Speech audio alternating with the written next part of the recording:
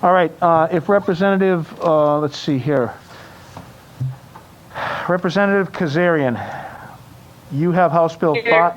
Yes, ma'am. You have House Bill 5763.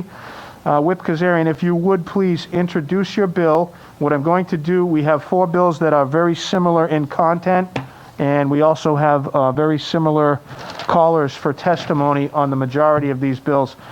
So what I would like to do is, first I will have all 4 bills introduced by the sponsors, and then we will hear testimony. So Representative Kazarian, Whip, you have the floor. Go right ahead.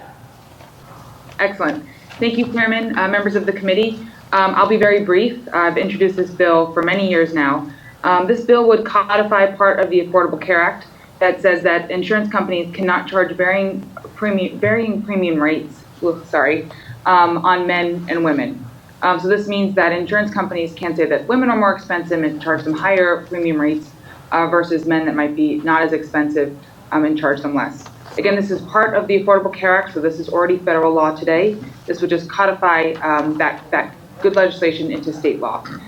So again, I ask the committees to support it, and I thank you for letting me come and testify today. Thank you, Representative Kazarian. Now, if there are questions from the committee for Representative Kazarian, what I'll do is I'd just like to have you hold your questions. I'd like to get all the bills in play, and then we can go back to testimony on all of them. Okay, next we have Representative Speakman, House Bill 5541. This is regarding individual health insurance. It affects the Affordable Care Act. Go right ahead, Representative Speakman.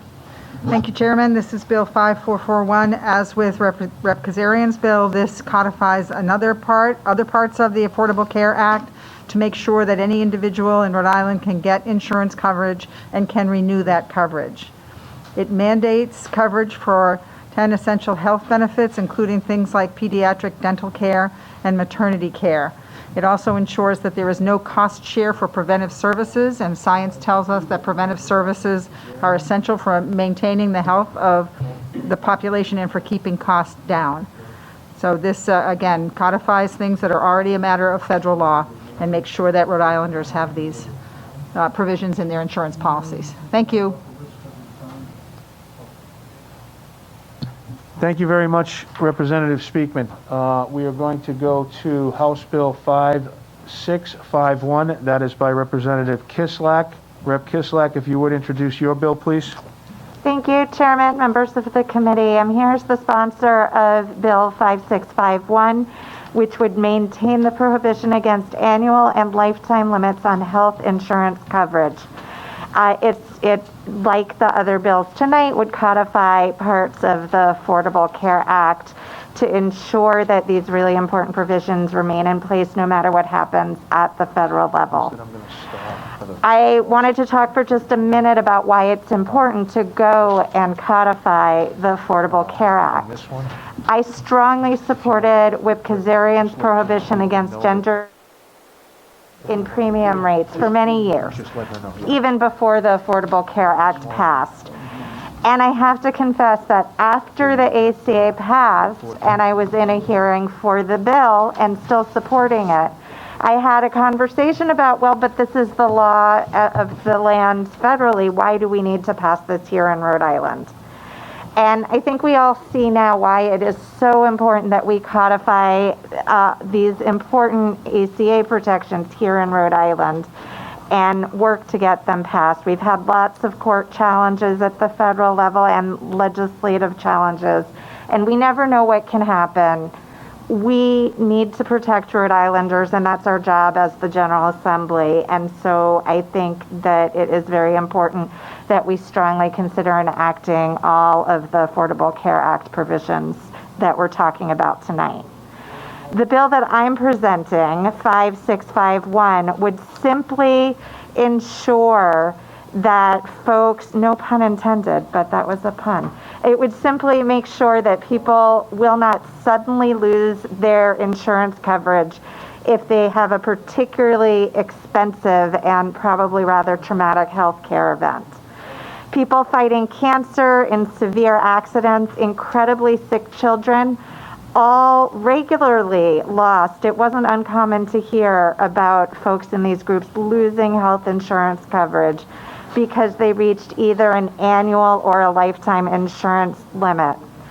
And I never want to hear again about a 2-year-old who's been banned from insurance because he was so sick that he ran through his family's $2 million lifetime limit by the time he was 2. Or someone running out of health insurance in the middle of treatment for cancer. These stories were not uncommon, and we should not go back.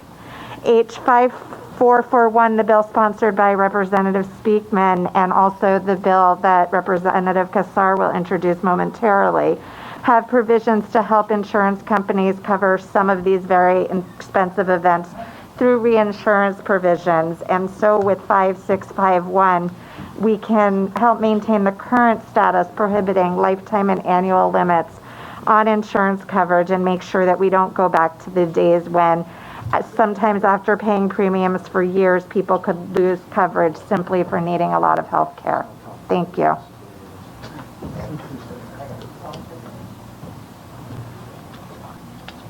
Thank you, Representative Kislak. I appreciate that.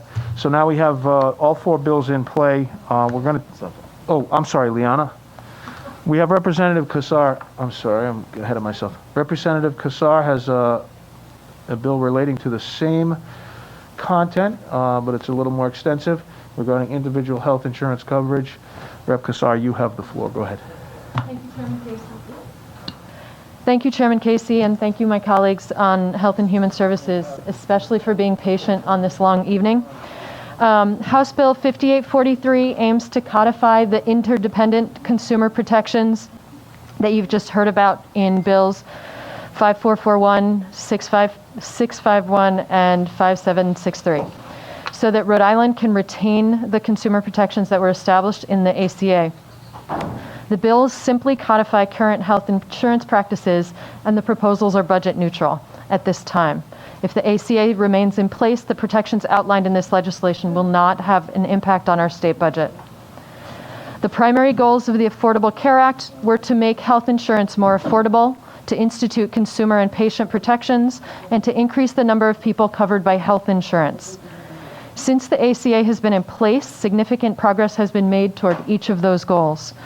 The ACA has been critical to assuring the health of many Rhode Islanders and can be credited with saving lives through preventive care, access to health care, and affordability of services.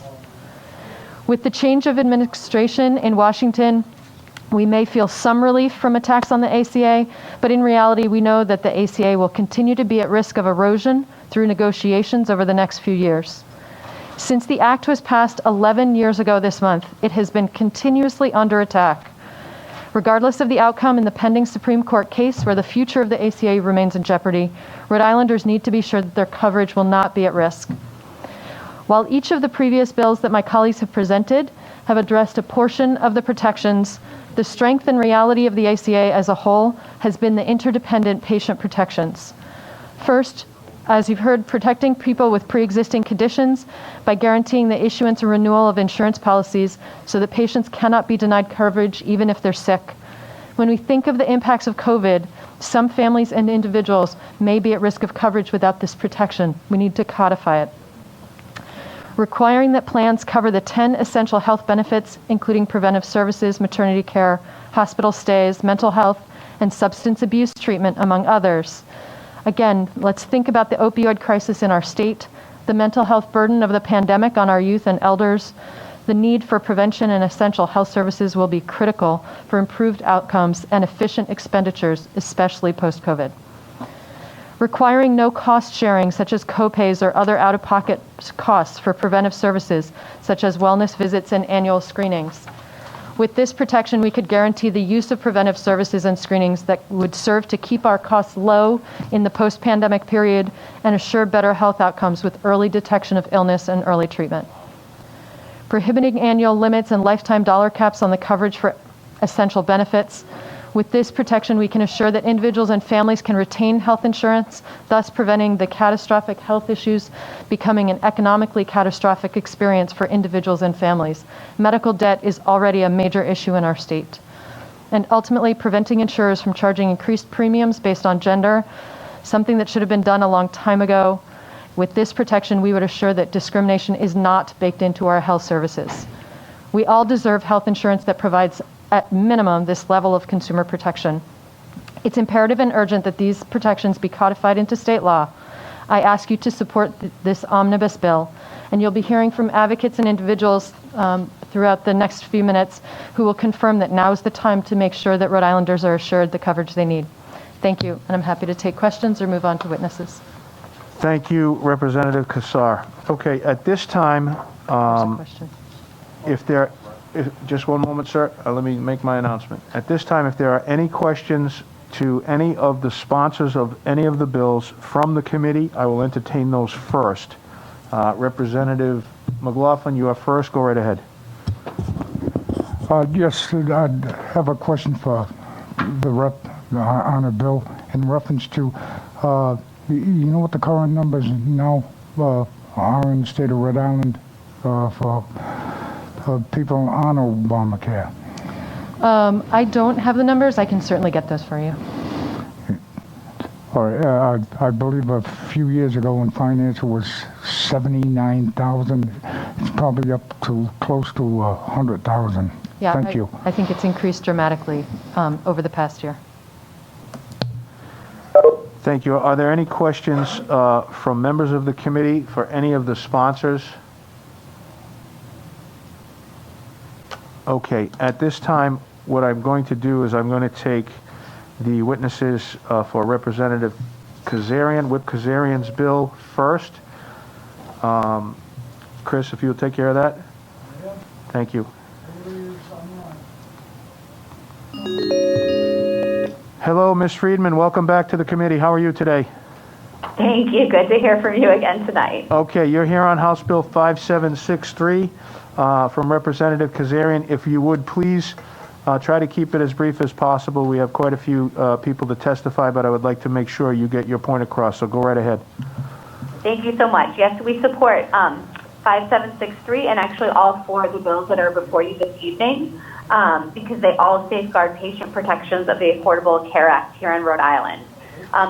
So these bills matter to all Rhode Island residents, but they're especially impactful for women in the state, and representing Rhode Island now, that's what I want to focus upon.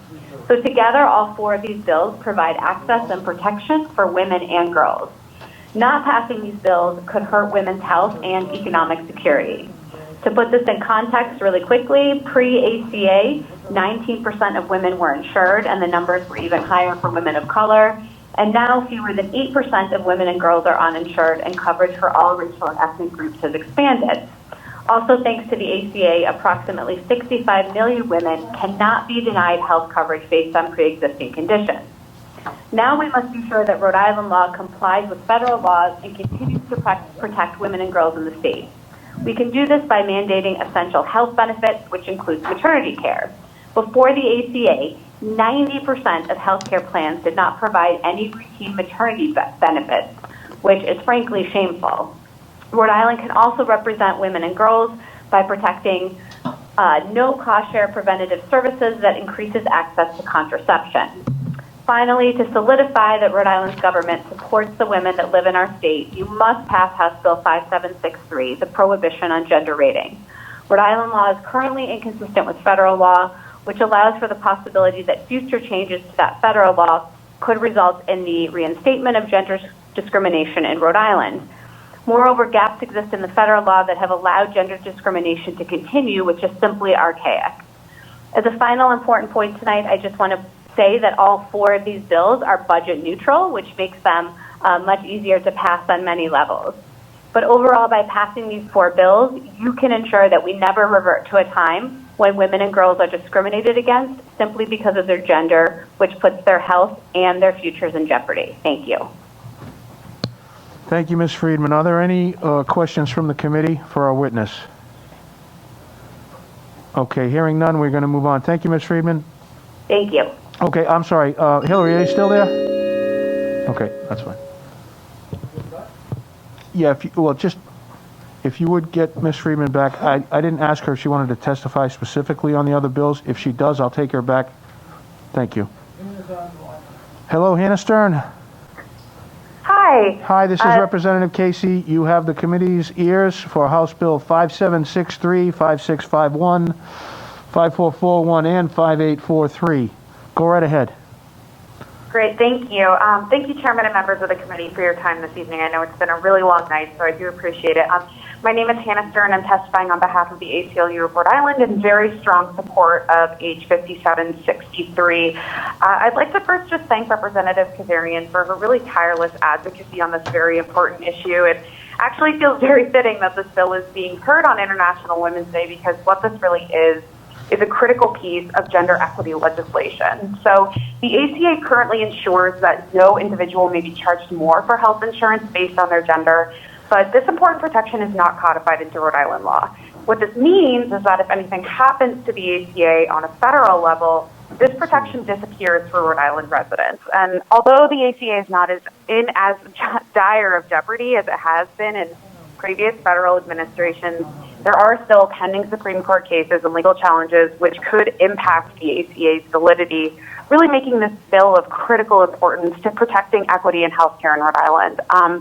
The fact is that many of our neighbors, including Massachusetts and New York, as well as others, have already recognized how inappropriate and frankly archaic the determination of healthcare rates based on gender is. Rhode Island really shouldn't be relying on federal law to condemn this practice. This is a protection that needs to be officially codified and enshrined into state law. So this piece of legislation is both a piece of equity legislation, it's a piece of anti-discrimination legislation, and we truly hope that 2021 will be the year which sees the passage of this bill by this body. Thank you again for your time. I really appreciate it, and I'm happy to take any questions. Thank you very much for your testimony. Are there any questions for our witness from the committee? Thank you, Hannah. We're going to go ahead and move on to our next testimony.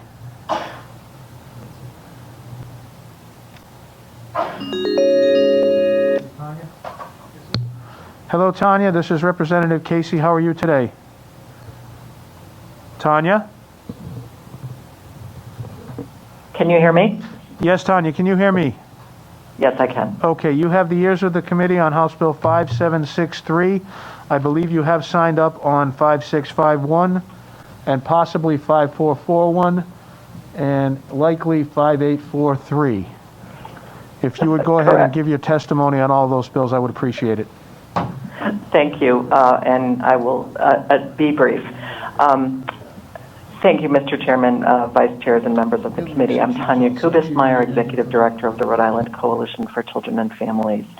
I appreciate the opportunity to speak on behalf of the coalition and our 40 community-based member organizations. The current pandemic has brought into stark relief the need for all of us to focus on health care, both preventative care and treatment for pre-existing and new conditions. Maintaining coverage is critical, and that coverage needs to be high quality for it to be most effective. We stand with our partners in the Protect Our Healthcare Coalition to support this critical suite of bills. Our coalition approaches these bills as advocates for children, youth, and families, as well as providers of a range of child welfare, health, educational, behavioral health, and other critical services. And we support these bills for reasons in three categories. First of all, because we've learned that in general, all children, youth, and their families need access to insurance regardless of pre-existing conditions, as well as meaningful coverage such as oral care, access to preventative and wellness services without cost sharing, parity in physical and behavioral health coverage to ensure children and families are safe and stable, and sufficient coverage to support families' financial stability, as Representative Kazarian noted. Family health and income is further stabilized when annual and lifetime limits are prohibited, and there is no gender-based rating for premiums for women. Another group is special populations, or let's say a group of groups, one being families involved with child welfare.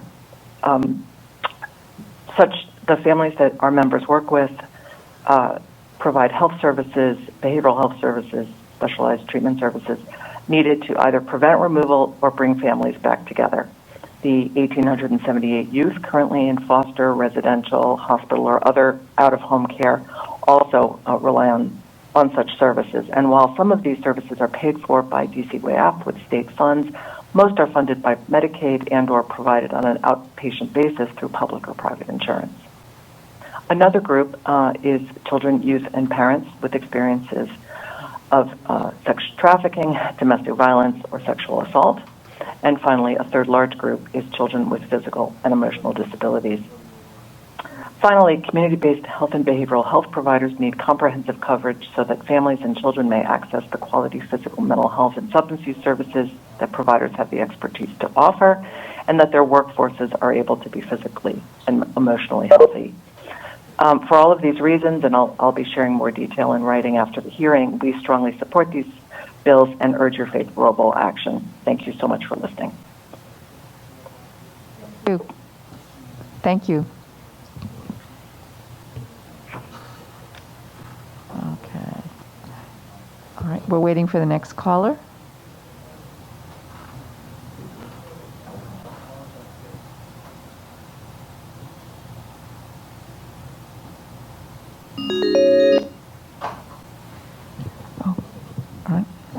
Hi, this is Representative Donovan. We're waiting for your testimony on Bill 5651, 5543, and 5843. Could you state your name, please? Bethany Engstrom. Okay, Bethany, go ahead. Good evening, members of the committee and chairman. Thank you for having patience and waiting to listen to not just my testimony, but all of our testimonies in regards to these 4 important bills. My name is Bethany Engstrom. I'm a volunteer with the American Cancer Society Cancer Action Network. I'm here to testify on behalf of those with cancer and pre-existing medical conditions in support of all 4 bills. Tonight, I'm specifically here to tell you my story as it relates to the importance of bills 5483 and 5651, prohibiting annual limits and lifetime dollar caps on essential health insurance coverages for those of us that need it the most. If you speak to anyone that's been diagnosed with cancer or has been told that they have an increased chance of being diagnosed with cancer due to a genetic mutation, they'll tell you just how expensive that is. Cancer requires continual surveillance and monitoring, including chemo, radiation. Without a doubt, it's an extremely tough time emotionally, physically, but also financially. I was 22 years old, a pre-med graduate from the University of Rhode Island, and I was familiar with cancer, but little did I know I would be learning so much more once I graduated.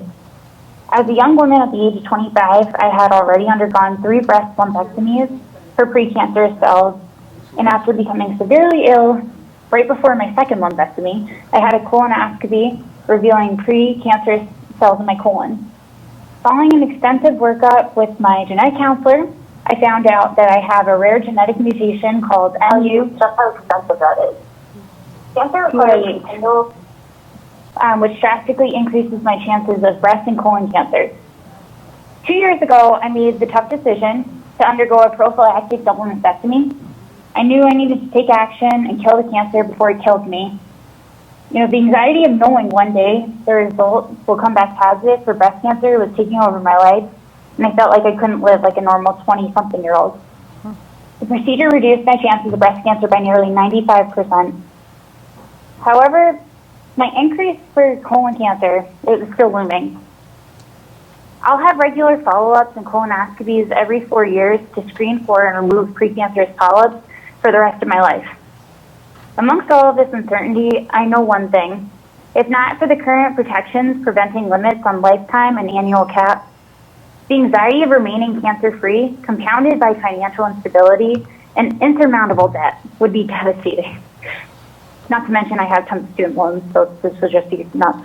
But anyways, however, the legislation before you tonight isn't just about me. It's about the 374,000 Rhode Islanders that have had a lifetime limit on their insurance prior to the Affordable Care Act that they could see again. The General Assembly is uniquely positioned to protect both the health and financial wellness of these individuals and ensure Rhode Island continues to be a leader in access to quality care. That's why I'm asking for all of your support for the House Bills 5843, 5441, 5651, and 5763 to prohibit lifetime and annual caps and provide critical protections for all of those at risk of cancer. Thank you. I'm happy to take any questions at this time. Thank you, Bethany, for sharing your story and your testimony. Are there any questions for this witness? This witness. Okay, thank you, Bethany. Okay, we'll go on to the next caller.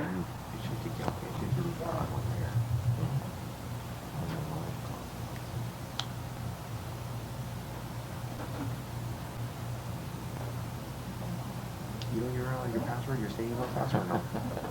No? Okay. I should have known that. I gotta write those down. Do you know how many passwords I have? Trying to figure all these passwords, trying to get.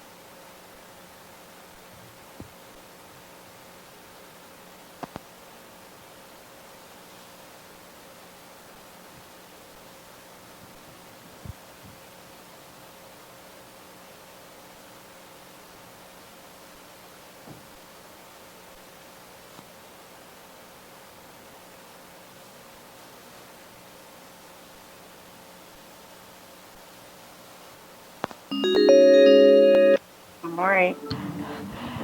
Hello, this is Representative Donovan, here to take testimony on Bill 5441 and 5843. Please state your name and please try to be brief. Go ahead. Yes, my name is Linda Doran. The reason I want to speak against these bills is that I believe very strongly that people do have a right to their consciences, and both these bills will force sisters who hold sincere, conscious objections to supplying abortifacient and contraceptions. It's sincerely held religious beliefs, and they have a right to do that. And the state should not force them to provide them. The employees know who they're working for and what they believe in. The employees, if they do not agree with it, they have the right to work somewhere else. But the sisters should not be forced to purchase health insurance that goes against their own highly sincere religious beliefs. This is why I'm testifying against the passing of these bills in Rhode Island, it's an attack against good women who are serving the poorest of the poor in this state for years and years and years. And they have the admiration of so many people and the gratefulness of so many families of Rhode Island for taking care of their elderly poor in this state. And to see them attacked like this is horrendous. I don't know what else I can say to the Rhode Island legislature more strongly than do not pass these bills against the religious sisters who have served this state for a long, long time. It's a great, if you pass them, it's just kicking good women in the teeth and saying, we don't care. We don't care about the poor of Rhode Island who need their care. Thank you. Thank you. Thank you, Linda, for your testimony. Okay. Okay. Whoops. Hello, Obed? No. Hello. Donald? Okay. Hello, Yes. This is Representative Donovan. You're testifying on Bill 5441 and 5843. Please state your name and your testimony. Thank you. Yes. My full name is Donald, middle initial H, last name Angelo, Angelo. You can proceed. Okay. I think I can make it pretty short. When hearing about the bills, I'm a very pro-life person, but I'm not the type to tell a group what they should or shouldn't do. I think it's pretty clear that we need to give people in this country, it's America, and if a group chooses not to do something, they should be allowed to not do it. And I'm talking about the abortion situation. If a particular group decides it's against our religion or it's against our conscience to do this, they should be allowed not to do it. And again, it's not telling people what they should or shouldn't do. I look at it from my perspective. I'm 70 years old, and there have been 60 million babies aborted since Roe versus Wade. And that breaks my heart. Because when I look at that, if just one of those children survived, what would happen if one of those children got a cure for cancer, or became president, or did something great? I don't know how deeply we need to get into this. I think you understand my feeling about the subject. And again, not wanting to tell one group or the other what they should or shouldn't do. But deep down inside, I believe that we should allow this group to operate the way they want to operate. There's plenty of places for abortion and things of that nature without forcing an issue on someone or some group that does not agree with it. So I don't know. I guess I covered the whole thing right there. I don't think I have to get into a whole lengthy explanation. Okay. As long as you understand what I'm saying. All right. Thank you, Donald, for your testimony. And you're welcome. Okay. Representative Kazarian, you'd like to make a comment? Yeah, I'd just like to make a comment that so the 4 bills are related to the patient protections that are currently in place with the Affordable Care Act. They've been in place since the Affordable Care Act was established in our state, and they are reflective of the services that are provided through HealthSource RI, as well as our Medicaid plan, and over 120,000 people are already in receipt of these services. The health protections are already currently being implemented in our state. There is no change. There is no abortion services are not a part of the Affordable Care Act. So while I appreciate that people are speaking their conscience about concerns about other services, I just want to be clear what is included in this, and it is simply the codification of the 10 essential services, making sure that there is not a lifetime limit, making sure that there is not a gender disparity when it comes to coverage, and that is absolutely all. So I just want to be clear. I definitely understand the conscious issues, and employers are able to make those decisions on what's covered, but as far as these bills are concerned, some of these concerns raised are not relevant to the bills at hand. Okay. I thought when I read about it yesterday, I thought, unless I misread it, I thought there was something in there with regard to abortion. There is not. There's not. All right. Okay. I guess I'd have to go back and read them again. All right. Thank you, Donald, for your testimony. Oh, you're welcome. Oh, all right. Okay. Next up, okay. Obed, okay. Obed, this is Representative Donovan. You're testifying on Bills 5441 and 5843. Could you state your name before your testimony, please? Yes, ma'am. This is Obed Lopez. Thank you. Go ahead, Obed. Yes, I testify. I am in opposition to Rhode Island House Bill 5441 and House Bill 5843 that are scheduled for hearing on March 8th. I would like for, today. I just want to make sure that my opposition is recorded. I believe that, it infringes on our freedoms and especially of the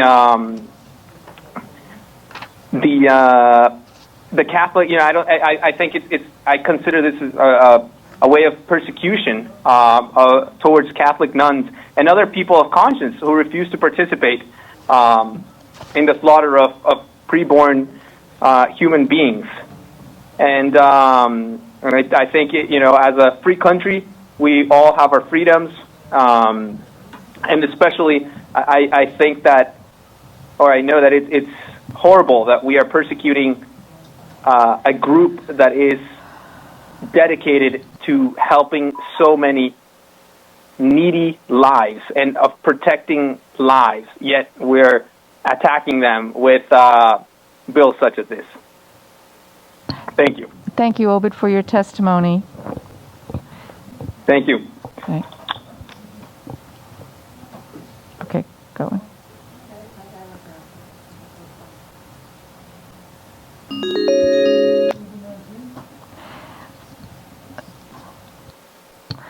Susan, this is Representative Susan Donovan, and you're here to testify on 5441 and 5843. Could you please state your name before your testimony? My name is Susan Mancini. Thank you. You could go ahead. I oppose what you're going to plan on doing to the Little Sisters of the Poor. Okay. Do you have anything else to say, Susan, or is that it? I'm appalled, actually, by what's going on there. And in our state, a new one now for euthanasia or assisted suicide. This is insane. I don't know what's going on with you people, that you don't have a right mind anymore about these issues. I'm a registered nurse, and I believe in life. I believe in care. I believe in compassion. I do not believe in this death cult that everybody's believing in now. Well, thank you for your testimony, Susan. I hope you listen to it. I'm sure we do listen. Thank you. Is there another call? Next caller, please. Oh, nothing yet? Okay.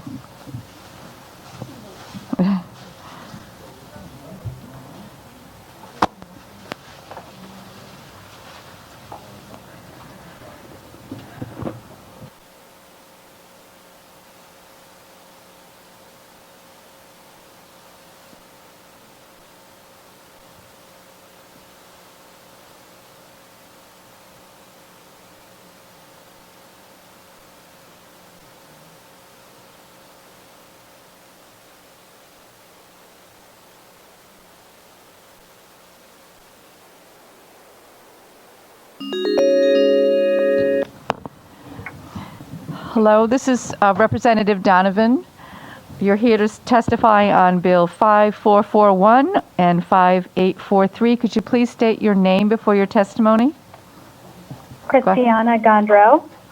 Thank you, Christiana. You may proceed.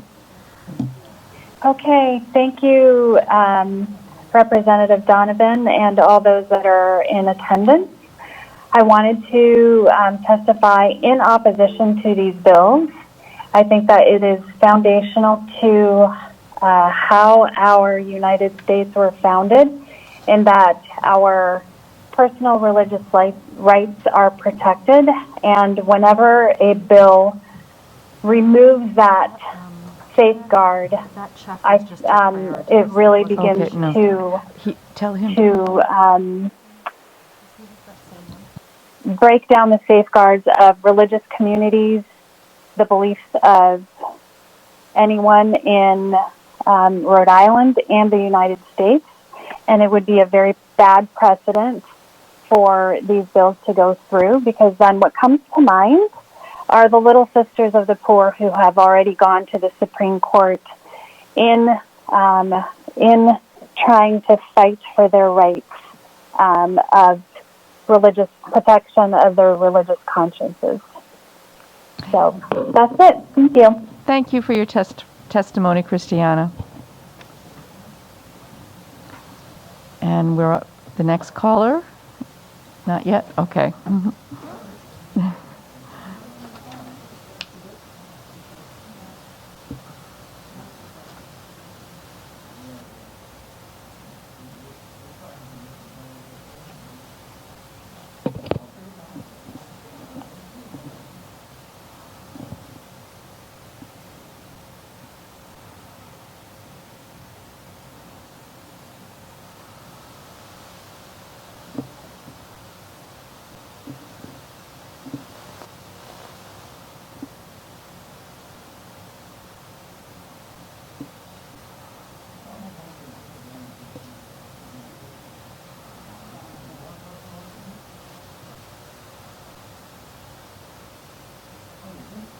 Yeah, he.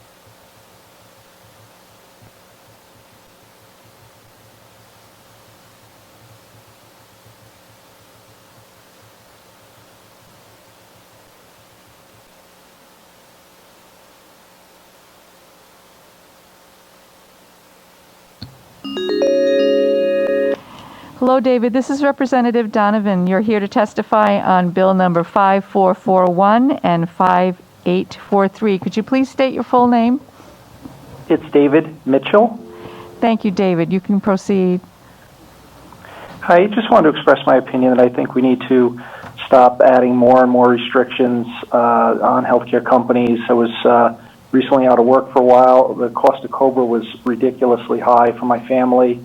And I think we also need to respect the individual mandates as far as not forcing healthcare workers to perform abortions and other things that are eventually get built into bills like that.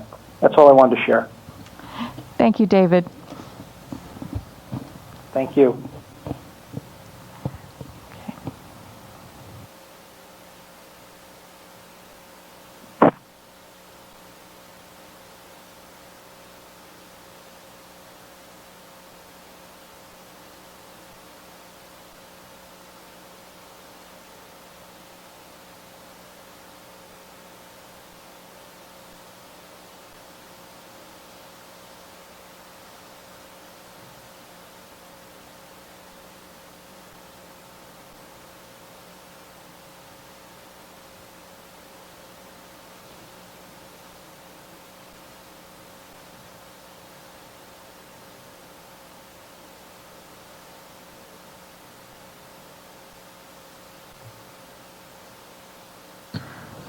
Hello, Wendy. This is Representative Donovan.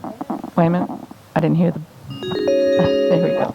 Hello, Wendy. This is Representative Donovan. You're here to testify on Bill number 5441 and 5853. Could you please state your full name before your testimony? Sure. Wendy Lopez? Thank you. Go ahead. Yeah, I would like to oppose to Bill 5441 and the House Bill 5843. I believe that that is an infringement on our freedom. And this would persecute the Little Sisters of the Poor, which is just shouldn't be done.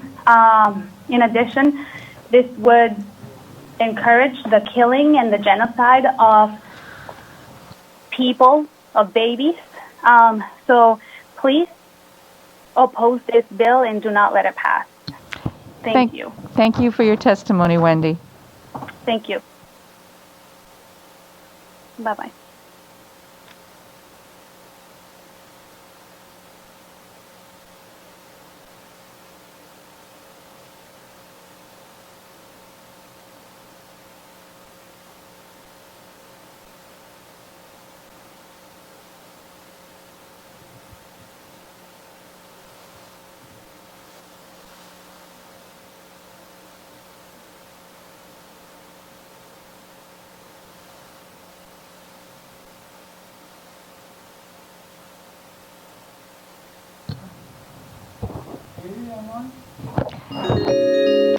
Hi, Katie. This is Representative Donovan. You're here to testify on Bill number 5441 and 5843. Could you please state your full name? Sure. My name is Katie Orona, O-R-O-N-A, and I'm the Health Policy Analyst for Rhode Island Kids Count. Okay. Oh, thank you, Katie. Proceed.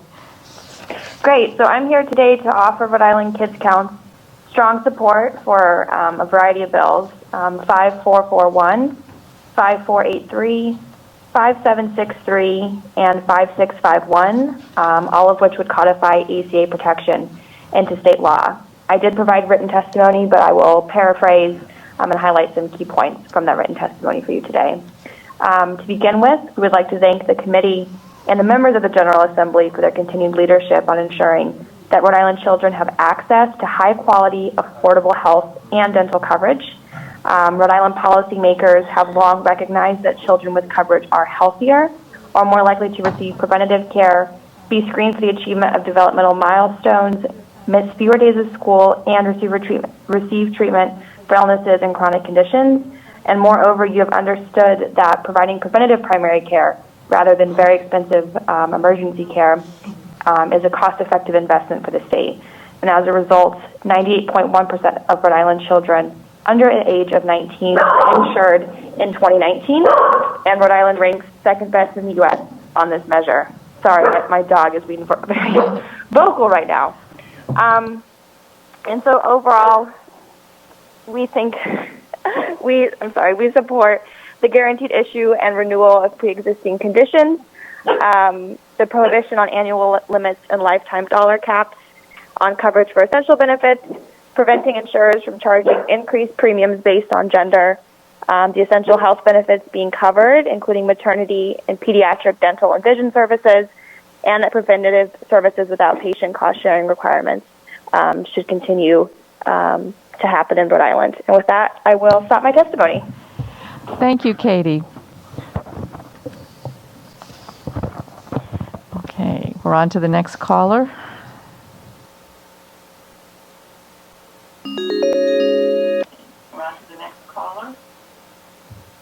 Hello? Hello, Teresa. You're testifying Yes. on 5441 and 5843. Could you please state your Yes. full name? Yes. My name is... Oh, yes. Could My you name turn... is- Teresa, could you turn your TV down? Oh, yes. Wait a minute. Yeah, I can hear it. Yeah. Yep. Perfect. Okay, got it. Perfect. Thank you. Go ahead. Okay. My name is Terry Plant. Can you hear me? Yes, I can. Okay. This is regarding the House Bill 5441, seeking to make some changes, some provisions under this preventive services, under the Affordable Care Act. And I am just having great difficulty because I feel that conscience rights are being disregarded. There's such an infringement on conscience rights, especially for the Little Sisters of the Poor. And you're asking people to adhere to a code that violates their beliefs, their religious beliefs, and moral convictions. And human life is precious and deserves protections from the moment of conception. So I don't know why those who want to push this bill support enforce violations of people's consciences. So I really do not support this bill. Thank you for your testimony, Teresa. Thank you. Thank you for listening. Okay. You're welcome. Okay. Okay.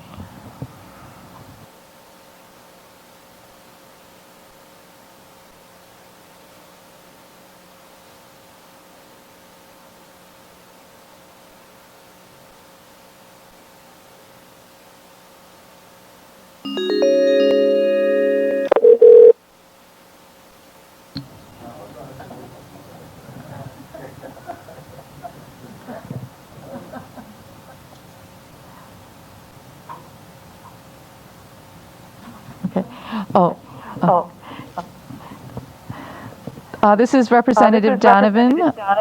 You're testifying on 5441 and 5843. Could you state your name before your testimony?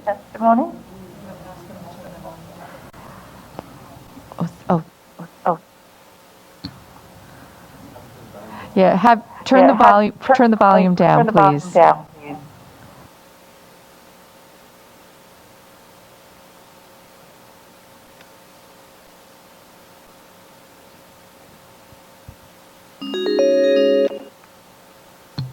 Hi, this is Representative Donovan. You're testifying on Bill 5441 and 5843. Could you please state your name before your testimony? Yes, Kathy Ann Baker. Hi, Kathy. You can proceed. Okay, just asking on the bills for them to not move forward to defend the Little Sisters of the Poor. Thank you, Kathy, for your testimony.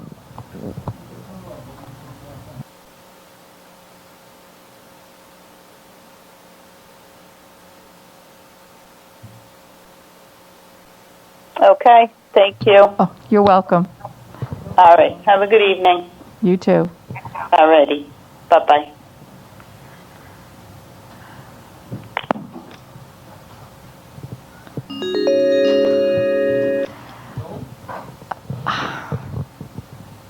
Yes? Hi, this is Representative Donovan. You're testifying on Bill 5441 and 5843. Could you please state your name before your testimony? Yes, my name is Joel Picard. I live on 56 Hillside Road in Cumberland. Hi, Joel. You can proceed with your testimony. Yeah, I'm just asking my legislators to not support these bills that promote abortions in our state. I am a strong Catholic, and I've been voting for helping as a constituent. I'm hoping that my legislators vote to protect the unborn children in our state. Thank you for your testimony, Joel. You're welcome. I hope it helps. Thank you. Okay. Next caller.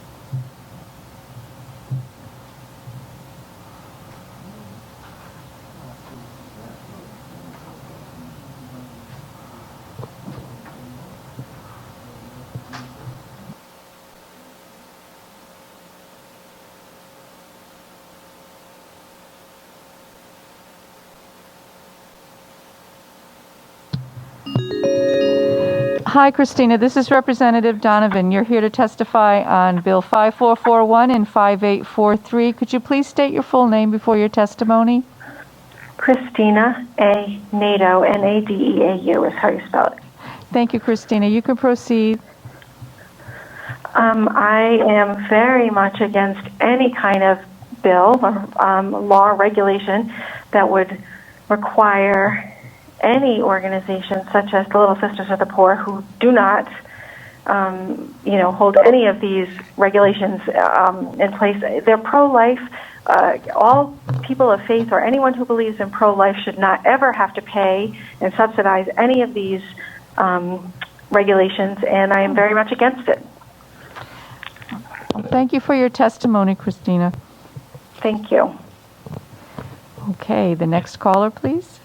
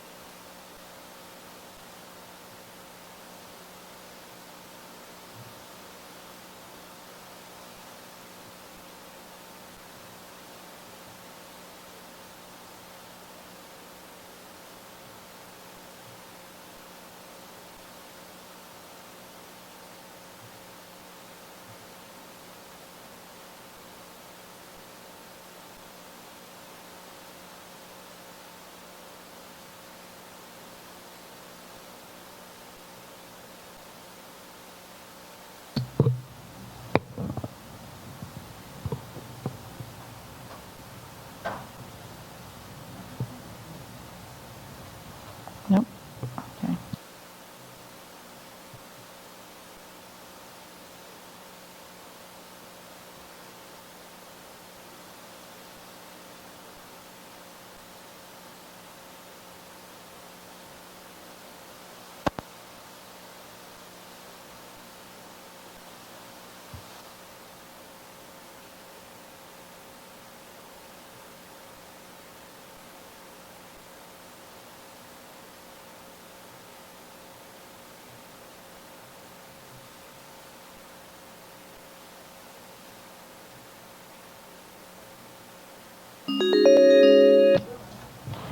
Hi, this is Representative Donovan. You're here to testify on Bill 5441 and 5843. Could you please state your name before your testimony? Thank you, Representative Donovan. My name is Karen Malcolm. I am the coordinator for the Protect Our Healthcare Coalition, which is a group of Rhode Island nonprofits and consumer groups with a goal to protect and promote quality, affordable health care for all. Our coalition also includes hundreds of community members around the state who support the coalition's mission. I'm testifying this evening in support, strong support, on behalf of the coalition for Bills 5843, 5441, 5763, and 5651. And first, I want to thank the sponsors for putting this important legislation forward, and I want to thank the sponsors as well as the committee members for your commitment to hearing people out this evening. I don't understand some of the testimony I am currently listening to. It is a gross misinterpretation or misunderstanding of this important package of legislation.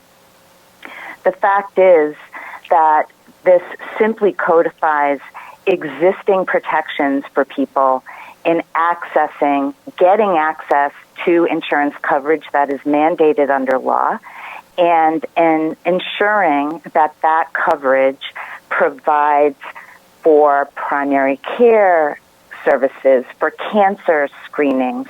It is the protections that the Affordable Care Act put into place that allow people to access coverage no matter whether they are sick or not, which was not true prior to implementation of the Affordable Care Act. These bills simply codify in state law existing practice. They do not touch the issue of abortion. And so I think it's important that the committee members understand that. The ACA put into place strong protections for people with pre-existing conditions that guarantee access to comprehensive coverage, that insurers cannot vary the benefits and premiums based on a person's health status. This has worked in Rhode Island. We have one of the lowest rates of uninsured people in the nation. Only 4% of Rhode Islanders lack insurance coverage. And even under the COVID-19 pandemic and the job losses that have resulted, Rhode Island is still among the leading states for covering all residents. It's these kinds of protections that have allowed that level of coverage and access to health care, primary health care, preventative services, and other preventative services and the care that people need. Cancer treatment, breast cancer screenings, pap smears, these kinds of maternity care, well care for that helps keep new mothers and babies, grandparents and dads and moms all healthy and well. Access and quality are regularly surveyed here in Rhode Island, and according to the most recent survey conducted by HealthSource Rhode Island, because of the state's full implementation of the Affordable Care Act, more Rhode Islanders have coverage and fewer forgo health care because of cost. In 2012, nearly 11% of Rhode Islanders were uninsured. Today, we only have 4% uninsured. Rhode Island must protect these gains and the important consumer protections that are provided for in the ACA in order to ensure that any action that might happen at the federal level, currently in the Supreme Court, doesn't impair our state's commitment to affordable and meaningful health coverage and care. The full range of these protections, the protections that prevent an insurer from cutting someone's coverage off because they're in the midst of expensive cancer treatments, for instance, is not acceptable. And it's important that we move forward to protect Rhode Islanders from that. I'm sorry if I'm rambling. I've been a bit caught off guard by this opposition, which, as I stated previously, is is a misunderstanding of what these pieces of legislation do. This is quality legislation. We urge you to act, and we support these sponsors in putting this important legislation forward. We have kept our supportive testimony limited for the purposes of this busy schedule this evening, but in writing, you have testimony from a vast array of organizations like the Cancer Action Network, the Rhode Island Heart Association, the Rhode Island Parent and Information Network that represents families who have children with significant health care needs, the Rhode Island Medical Society, the Lung Association, the Women's Fund, the Mental Health Association of Rhode Island, because this legislation ensures that people with behavioral and mental health care issues get access to coverage that they did not have prior to the Affordable Care Act. And so I appreciate your time and thank you for your patience. And if there are any questions, I am happy to take them. Thank you for your testimony, Karen. Are there any questions from the committee? Okay, Representative Speakman, please. Thank you, Chairman. Karen, just to be clear, will any of these bills require Little Sisters of the Poor to provide health plans for their employees that pay for abortions? Absolutely not.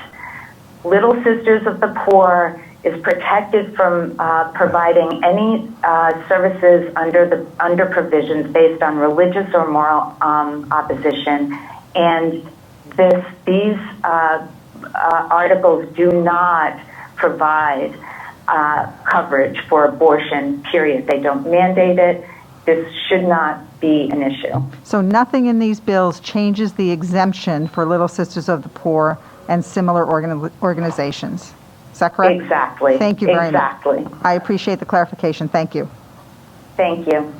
Thank you, Representative Speakman. Are there any other questions for our witness from the committee? Hearing none, we'll go to our next caller.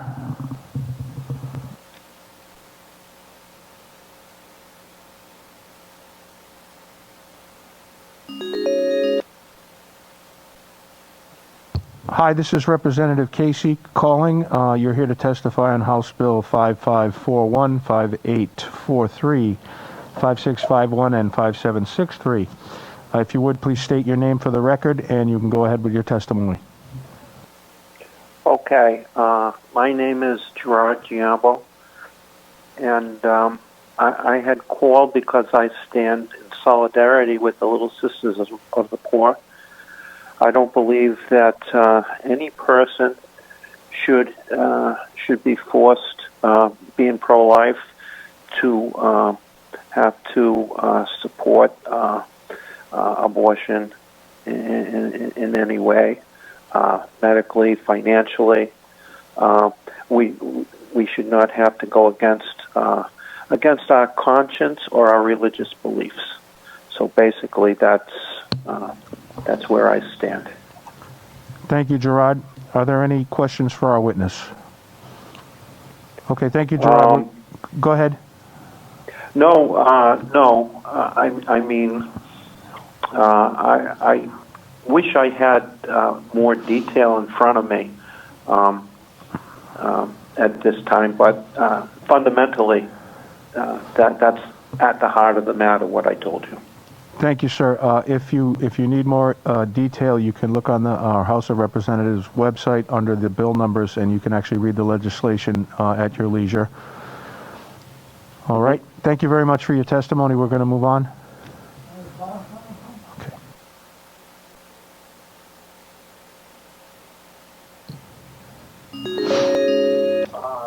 Hello, Mr. Bracey. This is Representative Casey from the House Health and Human Services Committee. You are here to testify on House Bill 5843, 5541, 5651, and 5763.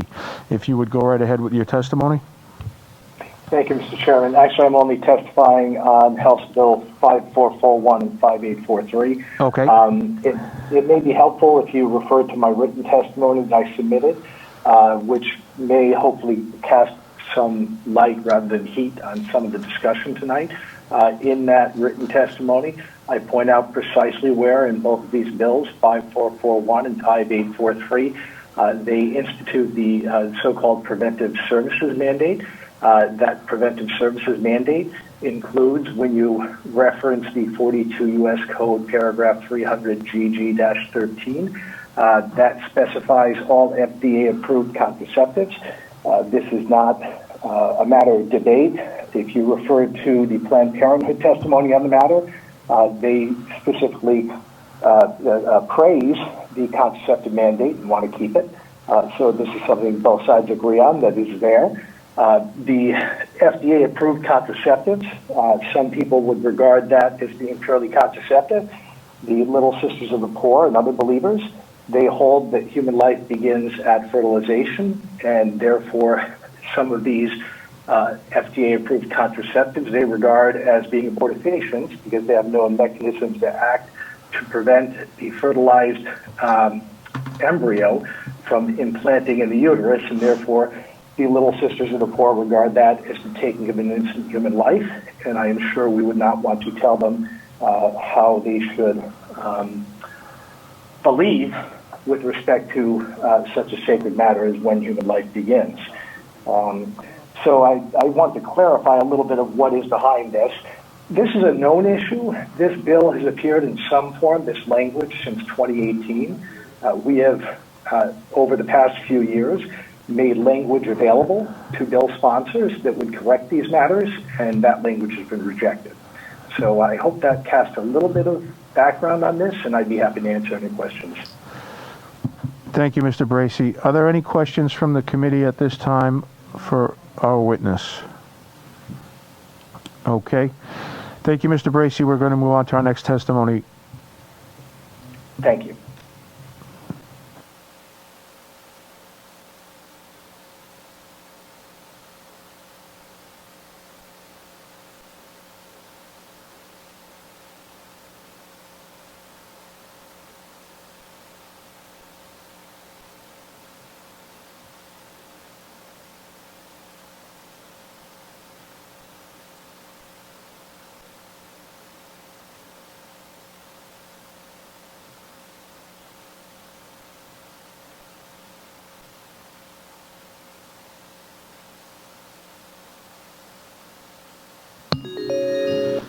Hello, Ms. Silverman. This is Representative Casey from the House Health and Human Services Committee. You are here to testify before us. Are you testifying on specific bills? We have 4 of them in play at this time.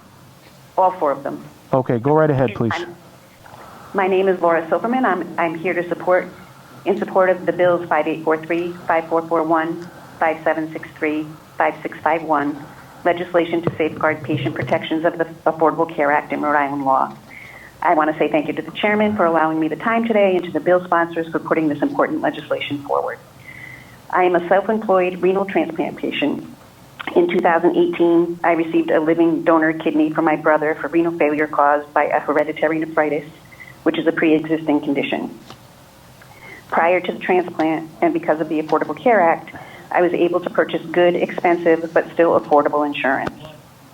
Without the ACA's protections for people with pre-existing conditions, insurance would be out of reach for me, and I would not be able to afford the health monitoring, my labs, my specialist appointments, and treatment that are essential for my kidney to function. Before the ACA, patients like me were turned away by insurers or experienced times when they would come up against a life-threatening wall, not in treatment, but in the annual or lifetime caps on coverage insurers were allowed to impose. I can't imagine what this would have meant for me, bankruptcy or worse. Putting the patient protections of the ACA into state statute is important to supporting the gains we've made under the ACA and to the state's commitment to Rhode Islanders like me. We cannot return to the days when people died because they could not access the care they needed. Besides being a patient, I'm also a healthcare provider, a licensed mental health counselor. Every day I experience the need for protecting what we have gained under the ACA, including mandated coverage for mental health services as an essential benefit. The ACA is still under real threat with the pending Supreme Court decision of the case that could overturn the entire ACA. Rhode Island must do all we can to keep quality and meaningful coverage accessible for Rhode Islanders. I urge you to act. Thank you. Thank you for your testimony. Are there any questions from the committee? Representative Potter, go right ahead. Thank you, Mr. Chairman. I just want to thank the witness for sharing your personal story. It's very important to be grounded back in the personal experience of a patient in light of a lot of the testimony that we've heard tonight involving people misinterpreting and having a great misunderstanding about the legislation before us. And I'll speak on behalf of the entire committee that while we're all here close to 11 o'clock, patients like you and improving our healthcare system and fighting for these things is why we're here. So thank you for staying up with us and sharing your story. Thank you so much. Well said, Representative Potter. Thank you. We're going to move on to our next witness.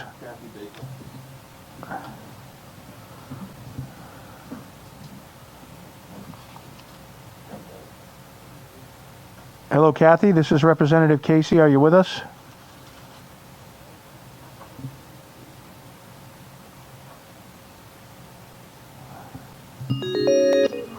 Hello, Kathy. This is Representative Casey from the Health and Human Services Committee. You're here to testify on House Bill 5843, 5541, 5651, and 5763. Go right ahead with your testimony, please. Yeah, hi. I'm just want to have it on the record opposition to the bill, in support of the Little Sisters of the Poor to defend their conscious rights. Thank you very much. Are there any questions for the witness? Thank you, Kathy. We're going to move on to our next witness. Thank you. Thank you.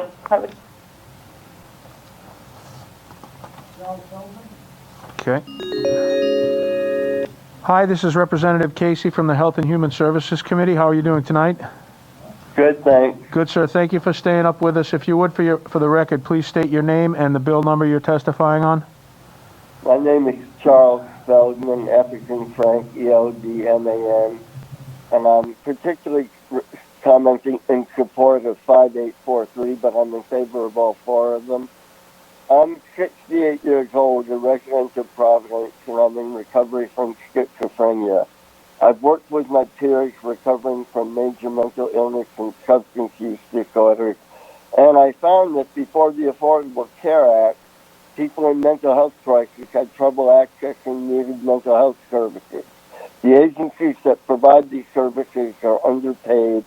People had to wait for months to be seen, if they were seen at all.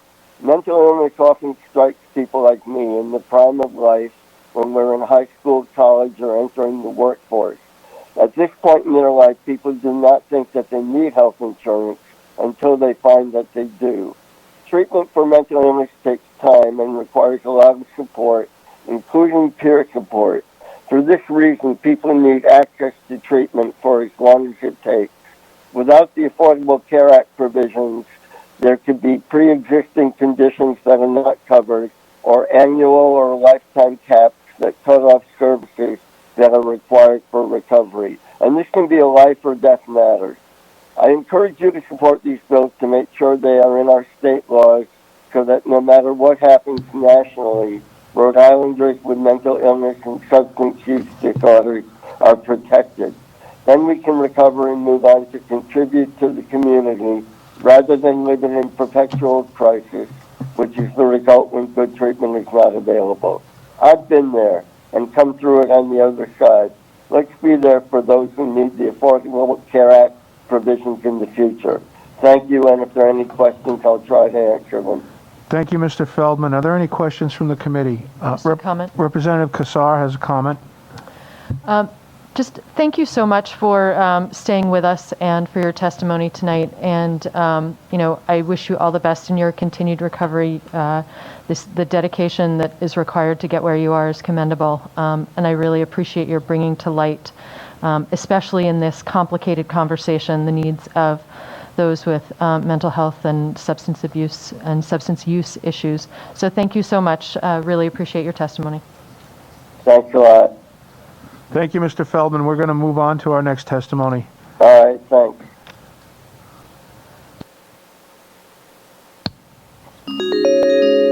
Hello, Miss Young. How are you today? Hi, Chairman. How are you? Go right ahead. Just please, could you state your full name and give me the House bill, bill numbers you are testifying on, please. Sure. My name is Kara Young, and I'm speaking both for myself and also as a board member of Servants of Christ for Life. I'm speaking in strong opposition to both bills 5441 and 5843. Okay, go right ahead. All right, thank you, Chairman Casey. Both of these bills, 5441 and 5843, would create in state law various provisions of the federal Obamacare law, but the ones that I'm objecting to are the preventive services, abortifacient, and contraceptive mandate. And I know Barth just went into this a bit, but it bears reminding that it's that mandate that has seen the Little Sisters of the Poor on a national level, all of their chapters. It has forced them to defend their conscience rights before the U.S. Supreme Court for the past 10 years. That's not a misconception. That's not a gross misinterpretation. That's a fact. So both of these bills would put that into, obviously codifying it. But the thing is that they have won at the Supreme Court level. And so what they want to do is they want to get around that through this. So I think that, Mark Renzi, who's the president of the Beckett Fund for Religious Liberty, he said it well just this past July 8th, 2020, when the U.S. Supreme Court ruled 7-2 in favor of the Little Sisters of the Poor, allowing them to continue serving the elderly, poor, and dying without the threat of millions of dollars in fines, when he said, governments don't need nuns to distribute contraceptives, but they do need religious groups to care for the elderly, heal the sick, and feed the hungry. I second that, and I would go further and say, even if the bill sponsors, even if the state of Rhode Island said that they truly believe it's a compelling interest of the government to provide these abortifacients to its citizens, you could accomplish that in various ways without forcing Catholic nuns and religious believers to violate their consciences. You could give out contraceptive cards, open a kiosk at the State House to give out contraceptives, whatever. You don't have to force nuns to do it, or other objecting individuals with deeply held religious beliefs. Thank you very much. I appreciate the time to speak. Thank you, Kara, and thank you for being concise and to the point. Are there any questions for our witness? Okay, we're going to move on to the next witness. Thank you, Kara.